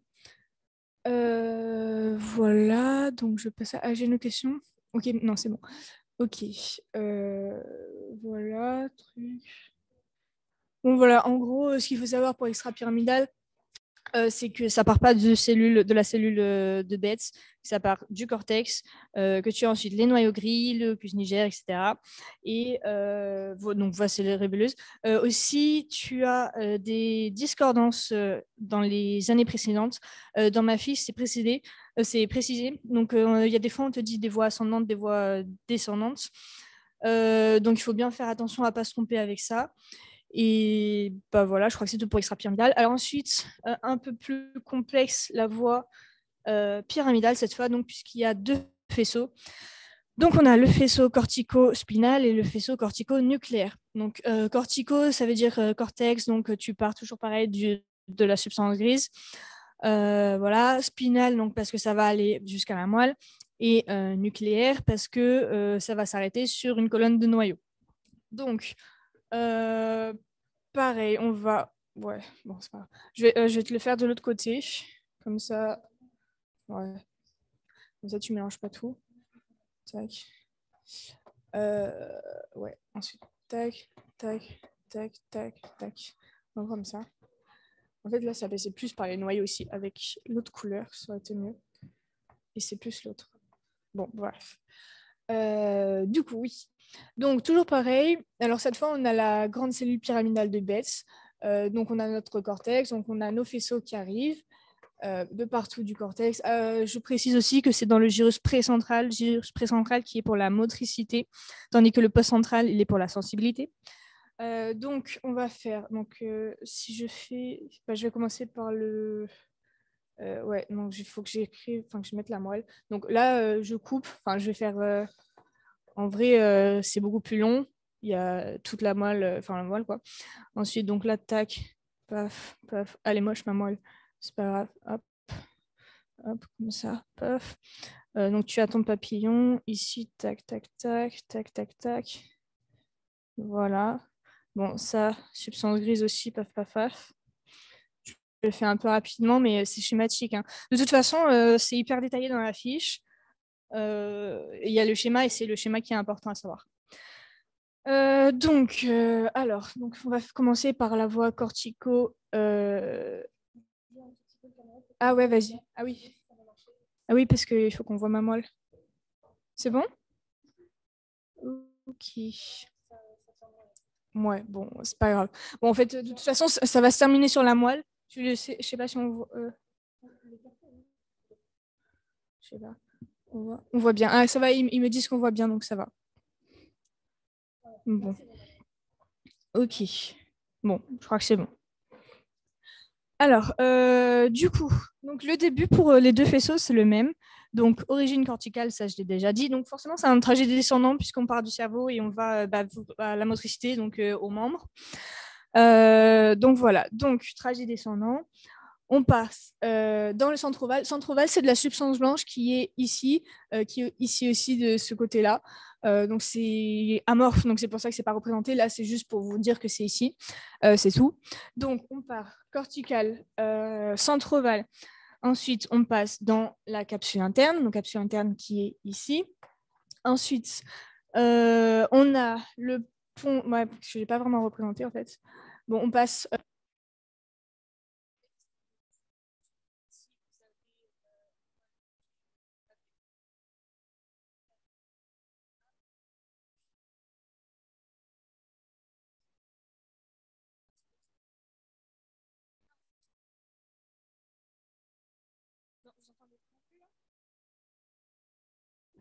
Comment le tout petit? Oh là là. Ah, c'est bon, c'est bon. Ok, ouais, ça a l'air bon. Ok, faut plus toucher. Ok. Alors, du coup, oui. Donc, j'ai dit, on va dans le pont, le bulbe. Ensuite, important, décussation. Donc, décussation, ça veut juste dire que ça va changer de côté. Donc, en fait, là, j'espère que vous voyez bien. Donc, là, mettons que je suis de ce côté-là. Enfin, c'est pas très centré. On va le faire juste. Ouais, comme ça. Non, mais centré sur mon schéma. Comme ça, tac. Vous allez avoir la décussation. Donc, paf, vous changez de côté. Donc, là, je suis partie de droite. Donc, vous avez là au milieu sillon bulbaire, machin. Donc, là, vous passez de l'autre côté et puis vous descendez jusqu'au. Ici, du coup. Jusqu'au motoneurone alpha situé dans la corne antérieure de la moelle spinale. La décussation, là, elle se fait au niveau de la décussation des pyramides. Donc, vous avez des pyramides bulbaires. Donc, ça, vous verrez dans le tronc cérébral. Ça se fait pour 98% des fibres nerveuses. Bon, c'est un peu un détail, mais sachez qu'il y a vraiment la décussation au niveau de la pyramide. Voilà. Du coup, j'ai pas d'autres couleurs. Tant pis. Hein? Ouais. Non, mais je. Ouais. De toute façon, après, je. Ouais, très bien, s'il te plaît. Magnifique. Il a rien compris. En plus, c'est du jaune, c'est juste pour toi. Ok. Donc le deuxième, il est plus court. Donc là, je répète, origine corticale, capsule interne, centre ovale, pardon, capsule interne, pompe, bulbe, décussation des pyramides pour 98% des fibres. Et enfin, on finit sur la corne antérieure, précisément dans le motoneurone alpha. Le motoneurone alpha, c'est là où il y aura toute la motricité, enfin ça se termine là à chaque fois. Du coup, le deuxième, c'est le cortico. Donc ça, c'était cortico-spinal. On a ensuite cortico-nucléaire. Donc, toujours pareil, on va partir ici. Ouais. On va partir ici, toujours pareil. Origine corticale, cellule pyramidale de Betz. On passe dans le centre ovale, la capsule interne. Tac, tac, tac. Sauf qu'on ne va pas décusser au niveau de la décussation des pyramides. On ne va pas aller jusqu'à la moelle. Ça va se terminer dans le V4. Du coup, dans la colonne des noyaux. C'est juste ça, en fait, la différence. C'est qu'il y en a une qui se termine au niveau du motoneurone alpha et l'autre, elle se termine plus haut. Est-ce que c'est bon ou pas? Mon schéma n'est pas hyper joli. Regardez vraiment la fiche et apprenez-le. C'est beaucoup plus simple et peut-être plus clair, parce que là, je vous ai fait un peu... Ouais, la vidéo de 2P aussi, c'est une monitrice qui expliquait, et elle expliquait vachement bien. Donc voilà. Est-ce que vous avez d'autres questions? Est-ce que c'est clair? Ça a l'air d'être bon. Ah non, c'était bon. Non, c'était peut-être bon pour le son. Ok, oui, c'est beaucoup plus clair. Bon, ben parfait.